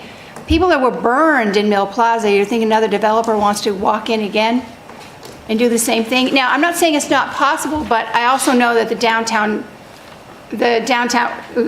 Housing Task Force is looking at downtown zoning, and we're looking at Mill Plaza, and there'll be some changes there. But is this logical, the way this table is shown? Student rental, meaning 5 or more full-time undergraduate Graduate college students, is allowed by right, whereas we are not allowing multifamily. We're not allowing multifamily, but if You don't allow multifamily anywhere. So residence multifamily, we're not allowing anywhere, just conditional use, adaptive reuse in PO. So you could not have a 6-unit building with 2 occupants per unit, but you can have, a students. 50-unit building with 5 or more full-time undergrad. I mean, it's not logical. So how do we get around that? One way to do that is to change those 4 Ps at least to CU. Well, where's the law? I mean, how do we justify we're allowing 5 or 6 full-time undergraduates in a unit, but not multifamily at all? and we're already, basically, those areas are already built out. I think that's why we have MSP. So somebody's going to say, here in where are you gonna wherever, go? Central Business, PO, Churchill, I can build 50 units, and student rental means, so I've got to have 5 full-time students to be student rental. I can have a unit with 5 full-time Residents. students, but I can't have a unit with 4 full-time students? Why can't we have residents multi-unit? What? Why can't we allow residents It's not multi? logical to have one and not the other. Okay, so first off, you gotta look at the table of uses we just approved It just, to go to the town council. where is that? And so on page 47 of the table of uses, the first thing I'll point out is the second line there says student housing. yeah. We remove that definition, we gotta remove that line in this. Right. We have table of residence uses. multi-unit permitted, Residence multi-unit is permitted in 6 locations. including all the downtown. Oh, in this? So in the change, So if you want to carry this change Oh, wow. over to that one, maybe we should. oh, well, maybe, although this is residence, it's a little strange because it's residence it's multi-unit Multi-unit complex. but I not thought we did, residence multi-unit. go to the earlier page, like, we should have done the same thing on multi-unit. Excuse. No, all right, on my notes I Should we said. do that? I said we did. I wanted all Ps for That multi-unit. would be more. So, going back to definitions, residence multi-unit complex, meaning 2 or more buildings, is allowed as a P in Central Business, PO Churchill, Coe's Corner, and Moodor. So, that for So the student housing on the, student housing for that, on page 47, student housing, will that be removed and replaced with student rental with No, the new? that line needs, because we removed all the student definitions, that line should just be struck. Right, and then, and then there's And then when we the, do student rental, that student rental one comes in. And which is all Ps. that's right. So we have to go back to definitions in just a moment then. So, right, well- under definitions then, it's making multi-unit plus multi-unit complexes, P, everywhere core commercial, but yes, Coe's Corner, no courthouse. Wait, I'm sorry. Yes, so which is a little, so Not in if you want it courthouse. consistent, then the student rental should switch courthouse and Coe's Corner. Well, that would do it. You also allow student multi-unit in Moodor, but you don't have to make student rental the same. So if you want to do that, under student rental, you should switch Coe's Corner and courthouse, and we need to also go back to definitions. Well, courthouse has, Honestly, I think I'm gonna call it on my end. courthouse should be a P. I agree. Where? Under Residence both. multi-unit, I totally agree. Good luck next week. Thank All right, I mean, Coe's Corner, I think Coe's Corner should too. all right, well then courthouse should be a P I also. would for- well, Coe's Corner, I would say I wouldn't only for touch it. multi-unit, not for student. Coe's Corner for multi-unit, but not student. But- There's already So keep this existing. in X. We can do I that. mean, we're discussing that one. Yeah. You don't want to allow student rental where you do not allow multi-unit, but you can be vice versa. I'm too tired anymore, it's not absorbing anymore. Just as an FYI, I'm sitting here, but But you're not All right. necessarily conscious. I'm not comprehending. Oh my God, I don't understand why we don't, it was so clear. we're now. trying to achieve more multi-unit housing to Yes. make housing more affordable and more workforce housing. Yes. And the concern and the pushback from residents traditionally has been around student housing, and that's Right. even with a really strong fee for a disorderly household, it's something that is hard to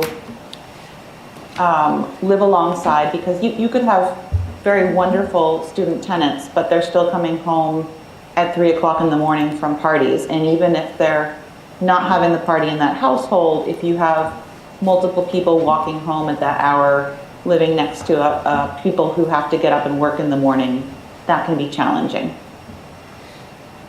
So the disorderly household heavy fine doesn't entirely eliminate that tension. So I don't really understand why we don't consider being much more permissive around multi-unit buildings in various districts, and really hone in on the student housing and say student housing is extremely limited, conditional use, perhaps only allowed, limited in terms of where new student housing could be built. But we I already- think Isn't that would that- also We align already with. have, so we can't. We already have some. Isn't that the It should stay permitted where it's intent already there. of the state change here? Is that they're trying to prevent us from being extremely limited, because all of these students from across the state are coming in here, and all of their representatives are being hit with, why is it so expensive? And so they're like, it's very expensive down there, not only to go to the university, but to pay for housing. So like, why are they being so restrictive? And I don't think that that was the major concern, Peyton. The concern I was hearing was really around defining family and 3 unrelated. It was not well, I think particular to student I think that's costs. that's clearly a concern. And then the other is, it's really expensive when it doesn't necessarily need to be. Well, maybe I mean, they should just I mean, I hate to say it reduce again, their but we live in a fees. university town, and the university is right in the center of town. So if you were going to provide housing for students, you'd provide it right next to the university. So I think I would go back to the legislature, Peyton, and say. Well, you could why just would let we them, you need could the just let it least shake funded out, and we could just university not make a change and just let the state mandate it. What I would like to propose, because I really would like to be able to wrap this up in the next 2 minutes, is having student housing where it is now, which is courthouse, Church Hill, professional office, and central business, It has to stay there. right? Multi-unit residential, all those places, plus Moodor. Coast Corner, Moodor.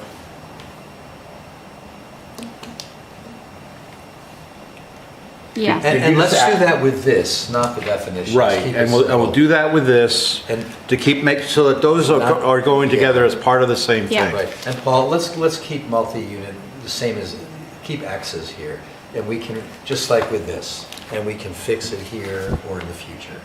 Because Right. this could sink the definitions anyway. Okay, well, we're going to fix it Yeah, with we'll that. fix it here, yeah. And then whatever that, Okay. if that goes through first, like I expect it will, whatever that is, needs to come back on top All of right, this. yeah, that's right. So just so you know, the definitions that you voted, one thing was a little assertive with multi-unit complex, allowing that in most zones. Let's just keep that X across the board, just like multifamily, which is what it is now.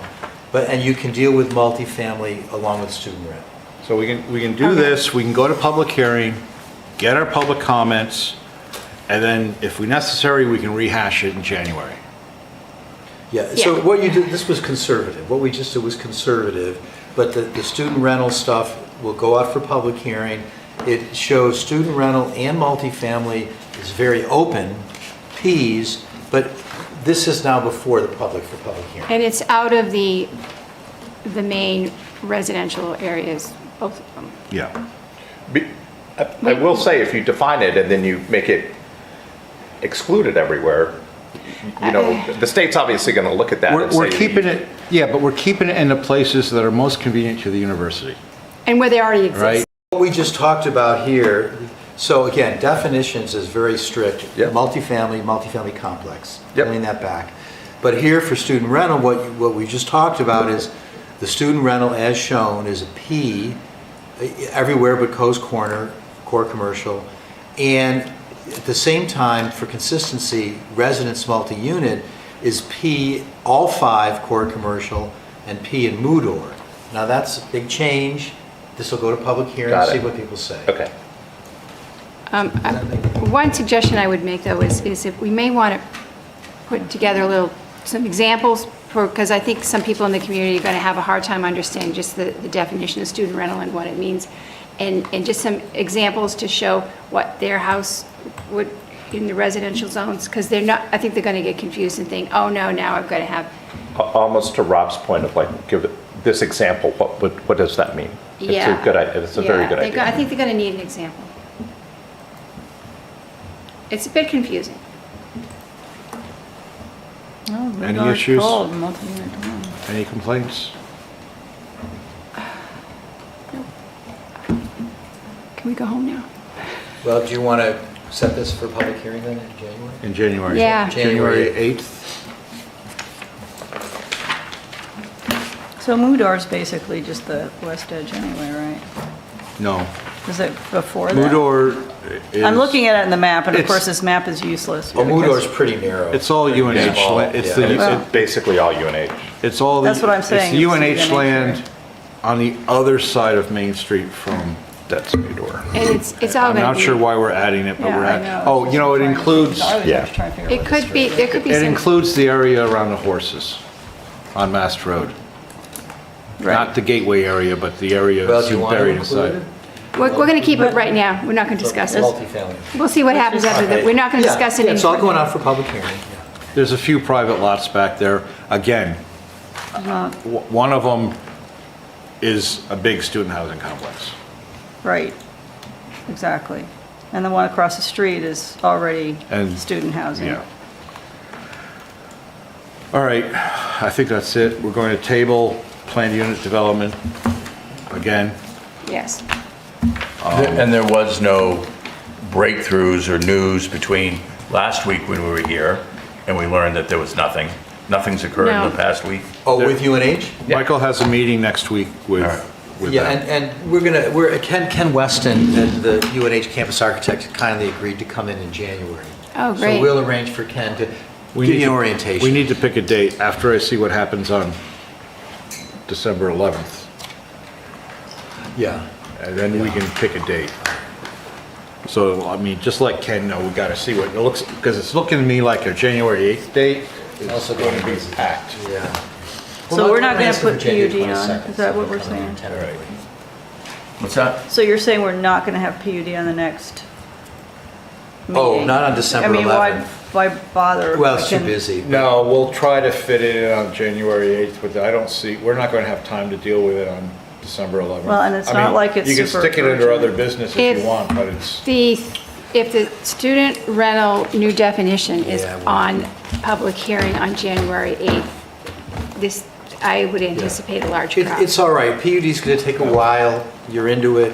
We'll get to it as we can. They ain't breaking ground anytime soon. That's exactly right.